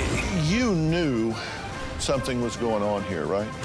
Plus, the woman who hates ugly people. I'd rather be miserable alone instead of laying next to some fat guy with no teeth. Our most talked about guests return. How's this working for you? My love life sucks. Stand by, Dr. Phil. Some say it's a hard life, but it's hard for us all. Always hold on. In 10, always be strong. Reach out. 5, 4, 3, 2.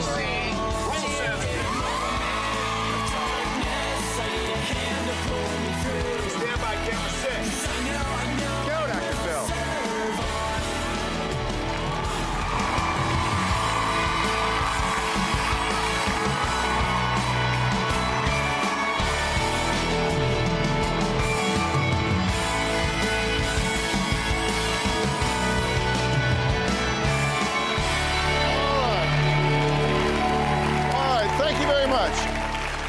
Okay, I always get asked what happened to my most talked about guest.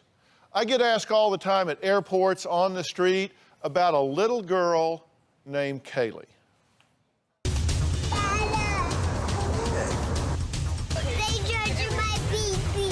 They touched your pee-pee? Why? Yeah. Why did they do that, honey?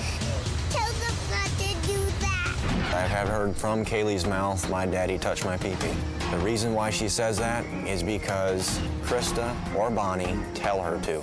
I am 100% sure that Jeremy is molesting my daughter, Caylee. Caylee was in the emergency room, and she had a 2-centimeter tear on her ligament. You are here to deny that you have been improper with your daughter in any way, correct? Absolutely. This torn labia while she's with you, you have no idea where that came from. No, no. Are you coaching her? Absolutely not 100%. Are you coaching her? No. Somebody's lying here. I want to call time out. You and I need to go talk. Do you think you have good judgment? I would say that's difficult to answer. Did you put birthday cake in your daughter's mouth with your tongue? I'm trying to think. Tongue? No, I'm not going to stick my tongue in my daughter's mouth. Why did it take you so long to answer that question? You tell me, if I get a letter and a videotape of a child saying somebody touched my pee-pee, if I get that, what do you expect me to do? What do you expect me to do, Jeremy? Act on it like you have. My interest here is in Caylee. In my hand, I hold Jeremy's lie detector results. Have you ever put your tongue into Caylee's mouth while kissing her? No. The results are that that is deceptive. Oh, you gotta be kidding me. Have you ever touched Caylee's vagina for your own sexual gratification? Your answer was? No. The results is that is deceptive. Have you ever put your penis or anything else into Caylee's vagina? Your answer was? No. The result is that was deceptive. Baby Jeremy.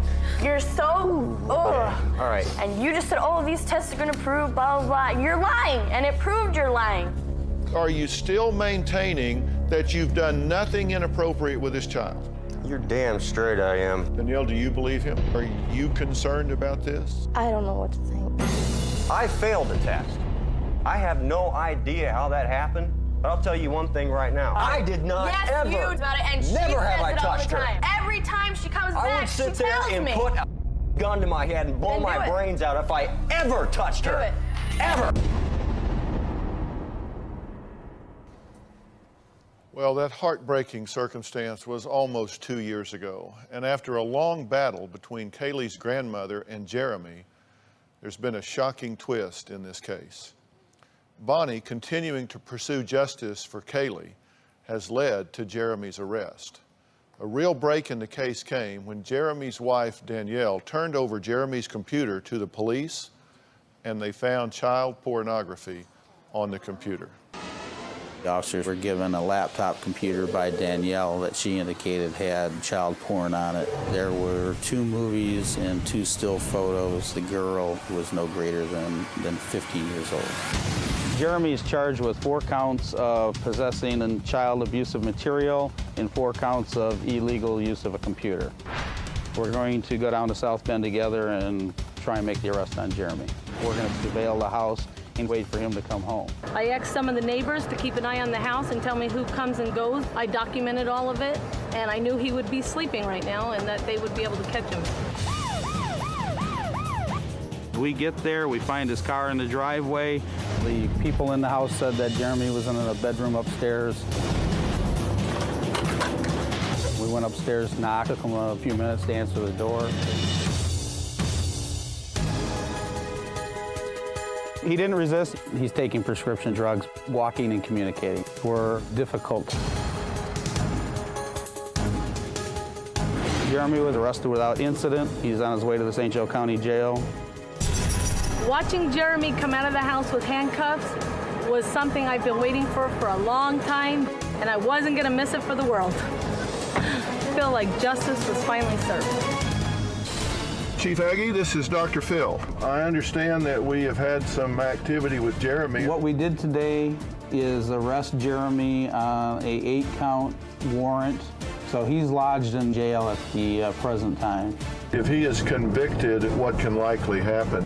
He could go to prison for as many as 4 years for each count and 7 years for illegal use of a computer. So he's looking at close to 40 years if he got the maximum time.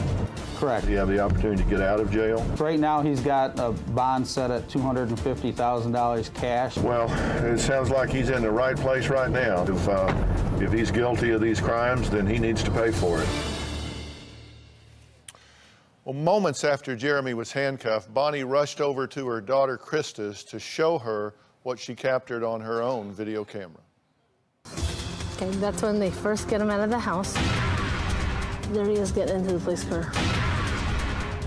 This is my favorite shot right here. I can't believe that it actually happened.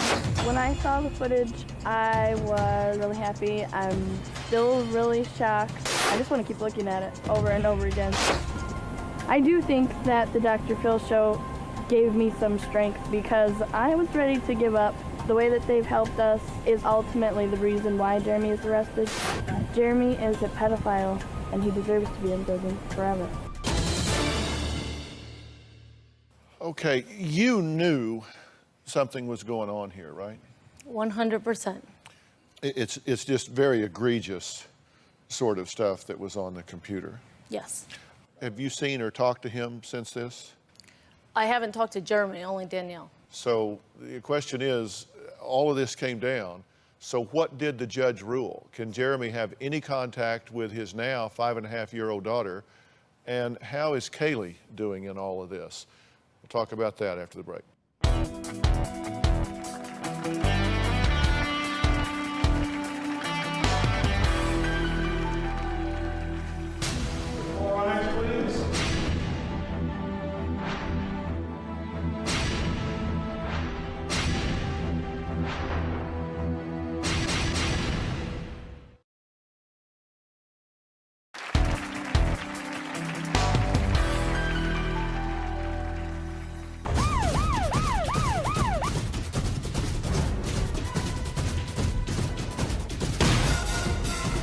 Watching Jeremy come out of the house with handcuffs was something I've been waiting for a long time, and I wasn't gonna miss it for the world.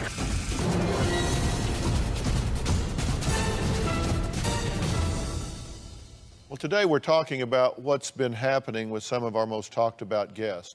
You're going to find out today. Now, one of the most talked about is Jeremy, who took a lie detector test on this show. It showed deception as to whether or not he inappropriately had touched his young daughter, Caylee. Now, he continued at the time to deny that, and I assume continues to deny it today. Jeremy was just convicted on 2 counts of possession of child sexually abusive materials. When he was sentenced, we had cameras in the courtroom. All right, please. Mr. Park was convicted of 2 counts of possessing child sexually abusive material, child pornography. Mr. Park, what do you want to say, sir? I will say that I'm very regretful to myself and my family, ashamed, and if I had it to do over again, that's a road I would never have gone down. The real victims are the children that were portrayed in these pornographic images, and you must bear responsibility for that. When I saw Jeremy walk into the courtroom, I felt dirty and disgusting. You're on probation for 5 years. You must serve 270 days in jail. Following your jail time, you must spend the next 180 days on home incarceration. You may not have any contact with anyone age 17 or younger. You must register as a sex offender. This is far from over. We're hoping to charge Jeremy with sexually abusing Caylee. He's damaged Caylee and our entire family for the rest of our lives. Well, Caylee's been living with her mother, Krista, who says she's doing much better with Jeremy out of the picture. Caylee is seeing a child psychologist. She is really happy to not have to see Jeremy anymore. She doesn't freak out. She's so much more relaxed. People have stopped me telling me that this is happening to their niece or their daughter, and they ask me how I can help them. The best thing that I did was to go on the Dr. Phil show because Jeremy would probably still get visits, and I just feel really bad for them because I can't help them. So, Bonnie, talk to me about Caylee at this point. How's she doing? Well, I just read the therapist's latest notes, and she said since Caylee no longer sees Jeremy, her anxiety's gone, and she's doing much better, and she probably would not have to continue in therapy. Well, that's great news. It's my understanding that she hasn't seen Jeremy now since September of '07. Correct. So it's been over a year since she's had any contact with him at all. Correct. All right, now, I think it's important, because you made a point, he has been convicted of having this material, this inappropriate material, pornographic child material, and he's been sentenced for that and is serving his punishment for that. But at this point, he still has not been charged or certainly convicted with any inappropriate behavior with Caylee. Is that right? Correct. Jeremy had to have a hearing to determine if he was fit to parent his almost 2-year-old son, Logan. Now, this is the child that he has had with Danielle. And Danielle is the one that turned the computer over to the police. Now, a parole officer testified as to what he saw when he entered Jeremy's home.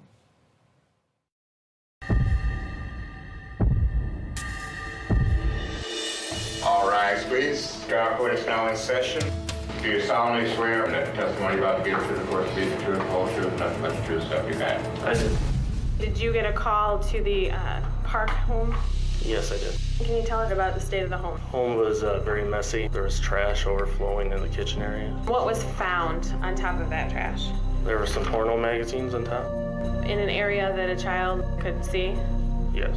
Okay, and did you find that appropriate for a child Logan's age to have access to that? No. And on the floor there, do you see a pill bottle? Yes, I do. Did you consider a pill bottle a safe thing for a child to have access to? No. Did you feel it was an appropriate living environment for a minor child? No, I didn't. I felt the conditions were unsafe for the child. And at that point, did you take the minor child into protective custody? Yes, I did. Today I thought that the case went well. Looking forward to the next hearing. If Jeremy loses his rights to Logan, it will definitely strengthen our chance of having his rights to Caylee removed, and she will be free from him forever. So what was determined by the judge? He's not made a ruling yet, is that right? She hasn't made a ruling. It's postponed. Your goal, bottom line, is you want his parental rights terminated with your granddaughter. Absolutely. So she doesn't ever have to see him again, or he can't petition to have visitation or be with her in any way. Correct. And that's what you're worried about. Yes. All right. Look, we do these shows for a very decided reason. They're not fun to watch. They're not meant to be entertaining. They're meant to raise awareness. They're meant to give people some kind of a yardstick to measure what they might be witnessing or failing to see and acknowledge in their own life. Now, if you're worried that someone is sexually abusing your child or a child in your space, in your world, in your life, you can look for the following warning signs. These children oftentimes have night sweats. They might inexplicably start bedwetting. There's often a loss of appetite or other eating problems, and there can be a sudden reluctance to be alone with a certain person. You have to understand, they often won't tell you just straight up that something's happening to them because they've been threatened. They may be ashamed. They may not want to talk to you about it. So think about these warning signs and ask questions. Create a dialogue if you're worried about what's going on with a child. So, Bonnie, thank you so much for being here and give us an update on this situation. We will definitely be following Jeremy's story. Next, how one woman is doing battle with who she calls ugly people, and find out how it's affecting her search for Mr. Right. You'll remember this guest.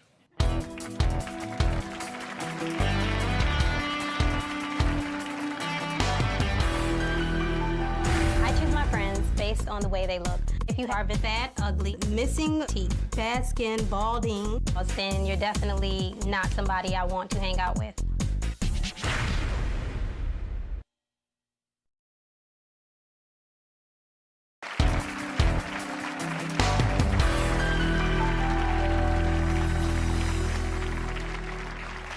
Okay, well, you're going to remember my next guest. She had a big problem with what she calls ugly people.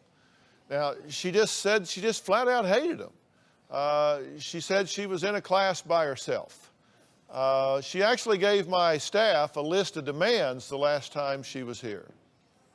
Ugly people are vindictive, miserable, unhappy people. They just want you to fail in life, so they plot against you. I choose my friends based on the way they look. If you are fat, ugly, missing teeth, bad skin, balding, then you're definitely not somebody I want to hang out with. I have a list of your demands. You said you wanted to change your spelling of the name for the show. Right. Well, that's what I use. It's S-H-E-N-E-K, but you wanted to change it to S-H-A-N-I-Q-U-E. Yes. Because that's more avant-garde. I like it. You wanted us to shut the show down so you could change clothes at the commercial break. Yes, because I thought it would be nice to see me in different outfits, to show people how I look every day. That's why everybody's tuning in today, is to see you. There are nice people that may not fit the stereotypic billboard definition of attractive. I tell you, if I'm getting ready to have brain surgery and they tell me they got the top person in the world to fix me, I don't give a damn what he or she looks like. Well, I wanted Shanique to see what kind of first impression she was making. So I put together an experiment where 3 men, all who fit Shanique's ideal physical type, secretly watched her interview for the show. Now, here's what they had to say about her. Ugly guys are the boldest people on earth. They do not care. They could be missing teeth, no legs, whatever, and they will walk up to you and think that they have a chance. She seems appalled that ugly people exist. She's just awesome. When she said things like, I don't even want to be seen with somebody that looks a certain way, that kills me. Being a black male, being a black woman, we're already judged. So, I mean, just to go and judge again, I just don't understand how you don't have the same compassion, you know, when we go through the stuff that we go through. Well, Shanique got a wake-up call from the experiment when she was compared to a racist. Well, I don't think it was right, but it was my opinion. I was coming to the show for self-improvement, not viewer approval. So That's a good thing. That worked out. Right. Anyway, I said what I felt, and I don't think it was racist, but. Well, you said you came here not for viewer approval, but for self-improvement. Correct. And so you got half of that, because you sure didn't have the viewer approval. No, I didn't. But how you doing on the self-improvement? Okay, on my journey, I decided to do a documentary on racism, and I started back dating. Yeah? Yes. So who measured up? They didn't measure up. I was just bored. Yeah? So you just traded down? Yeah, I was like, hey, whatever. Yeah. For right now. But I'm starting a dating extravaganza. You can go to my website, idefinebeauty.org. So, and I'm still looking for, you know, I'm opening up my borders, though. I'm willing to date different people. Okay, and when you say I define, you're referring to yourself. Right, because people... So you're not saying I'm going to give you a definition here. No. I am the definition is what you're saying. I'm saying that I define beauty. I am the person who decides what is beautiful to me. Just like anyone else in the audience, they decide what's beautiful to them. So you started dating, you loosened your borders a little Well, bit. as far as I still like, I'm not going to change as far as ugly guys. I'm not dating them. I don't care. I'm not attracted to them. I'm a physical person, so I need someone that I'm physically attracted to. Yeah, because you had on your list that among ugly characteristics are bald people. Bald guys in denial, You know, like they try to sweep the hair over the bald spot. I think that's crazy. So how are you with just like totally bald guys? I mean, is it difficult here to sit here with me? No, because I think I have a right to my opinion. But I think you're attractive. Yeah. I do, you know, because you've accepted the fact that, like I said before, that you're bald. You don't try to hide it. Okay, so I've just come to grips with it. Right, so I like that. So as long as I'm willing to embrace my flaws, you're okay with it? Right, I hate people who are in denial. Okay, so I've just had the courage to admit that I'm ugly. No, but that is the misconception. In the last time they said that, I was saying, like, if you have one of those. I know thousands of beautiful, plus-size women and men. So I don't think fat equals ugly, bald equals ugly. If you have 3 of those, then chances are that you're unattractive. That's what I was saying. Like, one thing, and we all have flaws, but if you have like 3 of those, then chances are you're unattractive. So when you say you've loosened your boundaries, have you gone where you'll accept 3 but not 4, or 2 but not 3? No. What I said I loosened is like, before I was exclusively dating black men. I've dated outside of my race, but now I'm just saying, like, as long as you fit these requirements, if you're over 5'11", if you're between like 200 and 250, and, you know, nice slow haircut, then, you know, we can talk regardless of your race. Wow. And you need to be successful, because I like guys who can. I'm successful, so I like guys who are successful too. Well, of course. Well, I'm glad we cleared that up. Yeah. Okay, so she says that she's made some improvements. So were there any backstage demands this time? Did we have the diva in the house? We'll find out when we come back.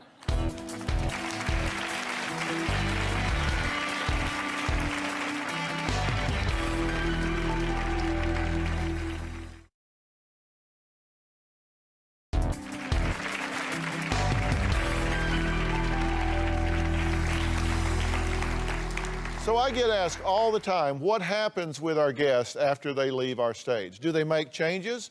Do they get any better? Do they take my advice? And the truth is, some do and some don't. Some come here expecting to hear one thing, they hear another, so they go home and say, I don't like that. I didn't like that, not going to listen to it, not going to change anything. Others come here, they hear things that they put into their lives, they make changes. Shanique is back and was here because she couldn't stand ugly people. And she's very willing and happy to point out to you, if you in fact are ugly, she'll clear that up for you. She was also pretty high maintenance backstage with my staff. So was this time any different? This time it was different. I just, you know, just sat back and relaxed. I let them do my hair this time. I let them put on makeup. Oh. So you let us provide you with hair and makeup. Okay. Yes, this time because I was afraid. I didn't want to come on here looking crazy because, you know, you never know. So, you know, last time I didn't say hi to Robin, and I wanted to say hi to Robin. I like you. I don't think you're ugly.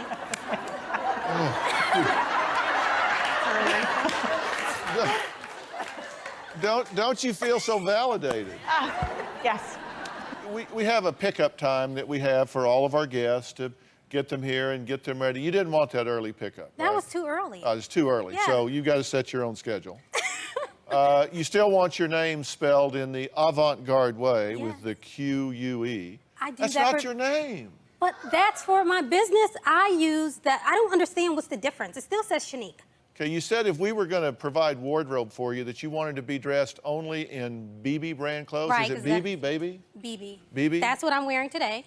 And I wore it on the last show, and that's what I prefer. You said you'd like it if we would hook you up with a black athlete. Anybody in particular or just... You know, it doesn't matter. I thought Braylon Edwards was really cute, but he's like 25 or something like, so I don't know. Who's this? Braylon Edwards, he plays for the Cleveland Browns. Is that a question or a statement? You don't He even does. know. You Yes, just, he does. He plays for the Cleveland you just Browns. saw him and thought he would do. I saw him in the club, and I thought he was attractive. What if he was a jerk? I don't know him. Yeah, but I don't care. I think he's cute. I'm looking for that type. Like, it's not just because he's an athlete. I want someone that I'm physically attracted to. Yeah, you recognize Bones over there, right? Our stage manager, Wave Bones? Recognize Bones? No. You were telling him backstage you didn't want to be seated too early because your hair wouldn't look right. Yeah, because I didn't want to sit in the audience, and it was crazy sitting in the audience. I'd rather sit backstage. So you don't want to sit with these people. I'm not saying it like that. I'm just saying that I didn't want to sit in the audience. Right. Because, I mean, I didn't want to clap and all that crap, yelling and stuff. Okay.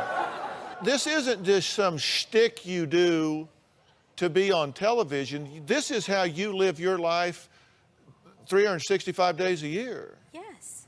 Because you have to be true to yourself. I'm true to myself. I don't care who I Because there are am. some people that do anything to get on television. No, I don't care about TV. Well, apparently you do. No, Because you are here, and so how's this working for you? I mean, How's your love life? Okay, my love life sucks right now, okay?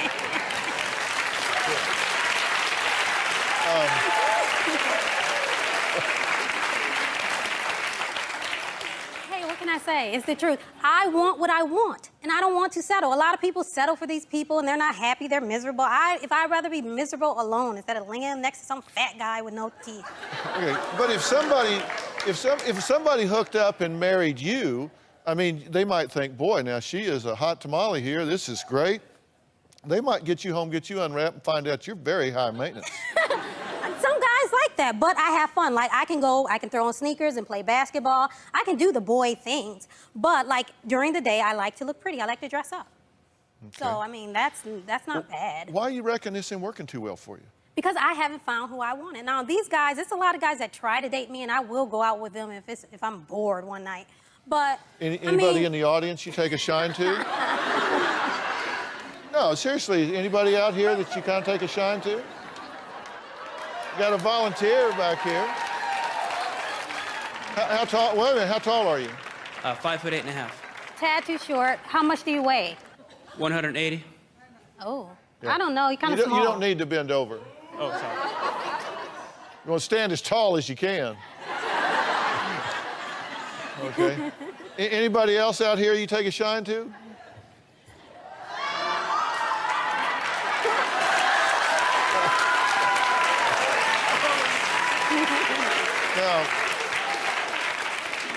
Now you look pretty tall. I'm 6'4". 6'4".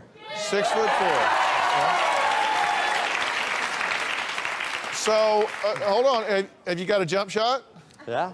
So. Like a dunk. Well, actually, 6'2" is my limit. Oh. Sorry. He's up there trying to decide if he just got shot down or if he just dodged a bullet. All right. So we'll just keep up with you. Good luck in finding who you're looking for. Next, you viewers reached out to a guest in a big, big way. You're going to find out how your generosity is going to help the lives of a really wonderful family when we come back.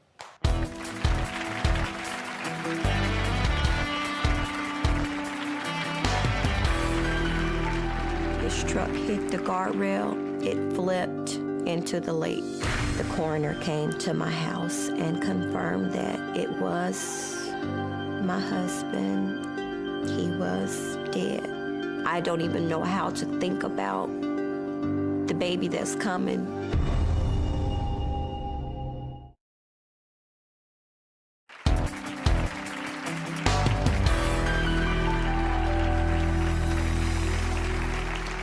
Whenever you lose a loved one and your heart is shattered, many emotions rush through your body. Shock, numbness, fear, anger, resentment. And I write about how to prepare yourself for these challenging days in my new book, Real Life, Preparing for the 7 Most Challenging Days of Your Life. Now, Sylvia was here just not too long ago, struggling to cope with the death of her husband. Sylvia's husband, Johnny, was a Marine. He died not in battle, but in a car accident close to home right after he had gotten back from Iraq, leaving her completely alone with twin girls and a baby on the way. On July 23rd, Johnny got up and he gave me a kiss and told me he loved me and walked out of the door. About an hour later, the coroner came to my house and confirmed that it was my husband and that he was dead. I just want to stay in bed, but I know I have to get up and get the girls ready for school. I explained to them that Daddy, he was gone to heaven. I don't even know how to think about the baby that's coming. She will have never touched him. People tell me it's okay. It's gonna be okay. I don't see how it can ever be okay. Number one thing you've got to do with you is give yourself time. If what you want to do is lay in bed and feel sorry for yourself all day, lay in bed and feel sorry for yourself, okay? That's okay. I've had to move in with my mom. We have no vehicle, we have nothing. We just decided that we needed to provide you with a car. Check that glove compartment when you get out there. There's a check in there for $5,000.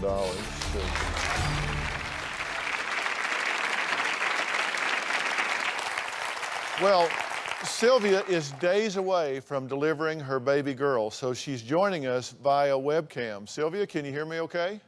Yes, I hear you. Well, so how are you doing? Much better. Well, I'm so glad to hear that. Now, tell me how the pregnancy's going. You're right up against it, right? Any day. They said she can come any day, so we're just hoping it's soon. All right. So how are the twins? I understood that you had a small birthday party for them recently. Yes, on the 26th of September, they turned 5, and they had a good time. It was a time that we could celebrate and be happy as a family as opposed to dealing with everything that we have been dealing with for the last 3 months. Well, I know it's been really difficult, and I know that one of your twins had been talking about wanting to join Daddy in heaven, and that she's actually stopped doing that now and is kind of seems to be making an adjustment. Is that true? Yes, we've been talking with the therapist that your show hooked us up with, and the therapist gave me suggestions on how to, deal with it and talk to her and different things that she can do. So she's looking forward to being a big sister and helping me more with the baby as opposed to the past.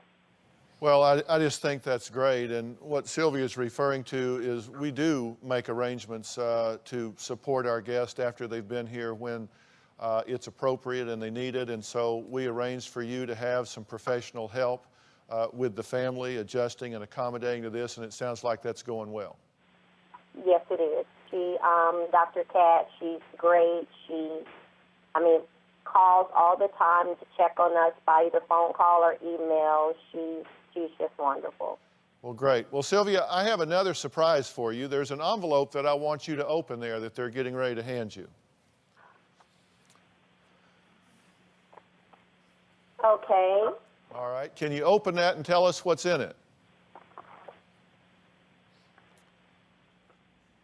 Check. For $37,500. Okay.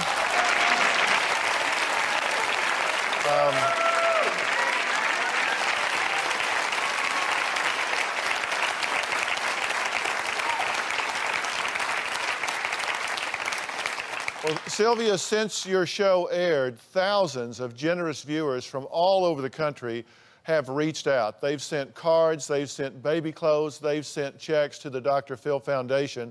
And so far, the round number is $37,500 that's been raised to help you and your 3 girls.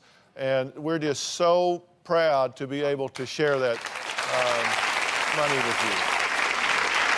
Thank you so much. Thank you, guys.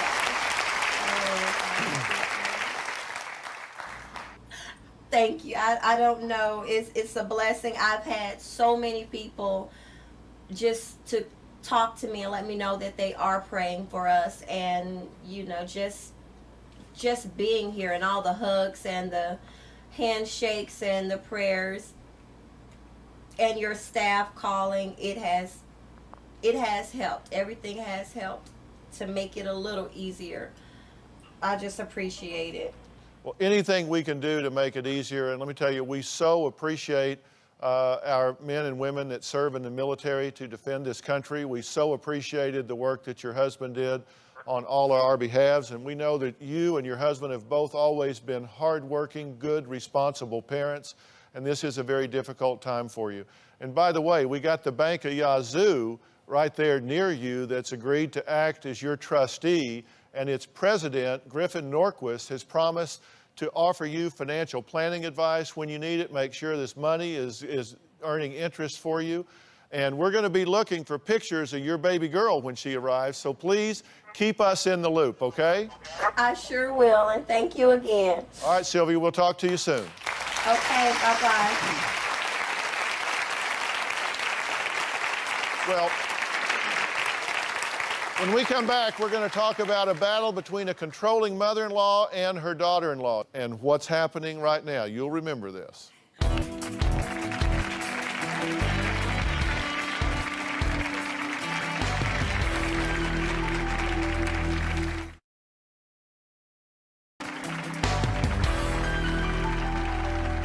Well, we're finding out what's happened to our most asked about guest. Now, Pierre said he was caught in the middle of a controlling mom and an unhappy wife.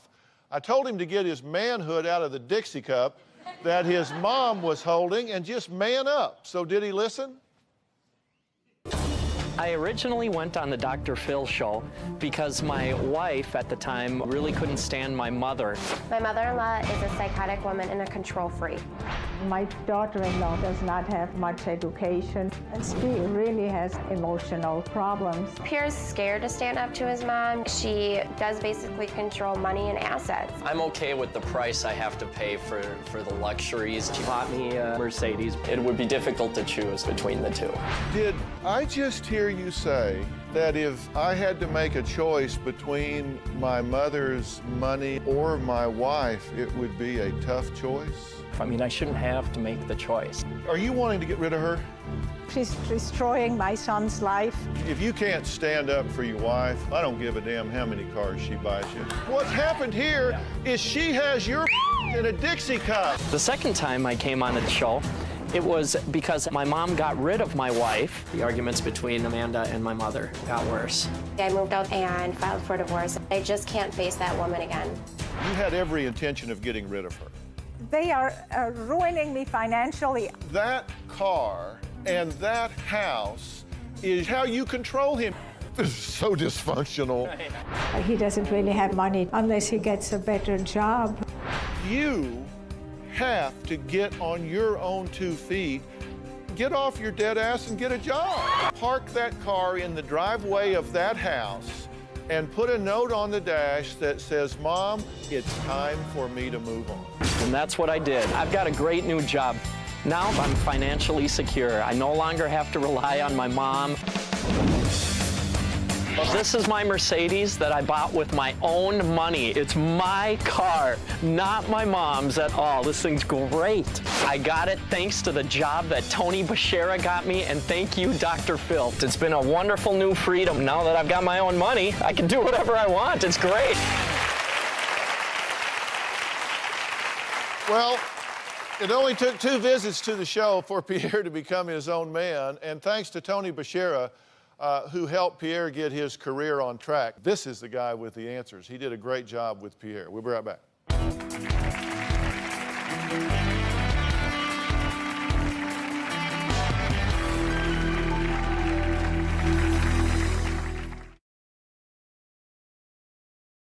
I want to thank all the viewers who donated to the Dr. Phil Foundation on behalf of Sylvia. What a great, great place to really reach out and just give somebody a hug. A now single mom of soon-to-be 3 kids. So your generosity is so greatly appreciated, and it's you that made the difference. If you want to contribute to the Dr. Phil Foundation for Sylvia or for any other guest or cause that we pursue there, then you can go to drphil.com and click on the Dr. Phil Foundation. We support many different areas, including education, the arts, children's health, disaster relief. We particularly focus on foster children and disadvantaged kids, and it's so great when we're able to do things for them that they wouldn't ordinarily have a chance to do. Thanks so much for being here.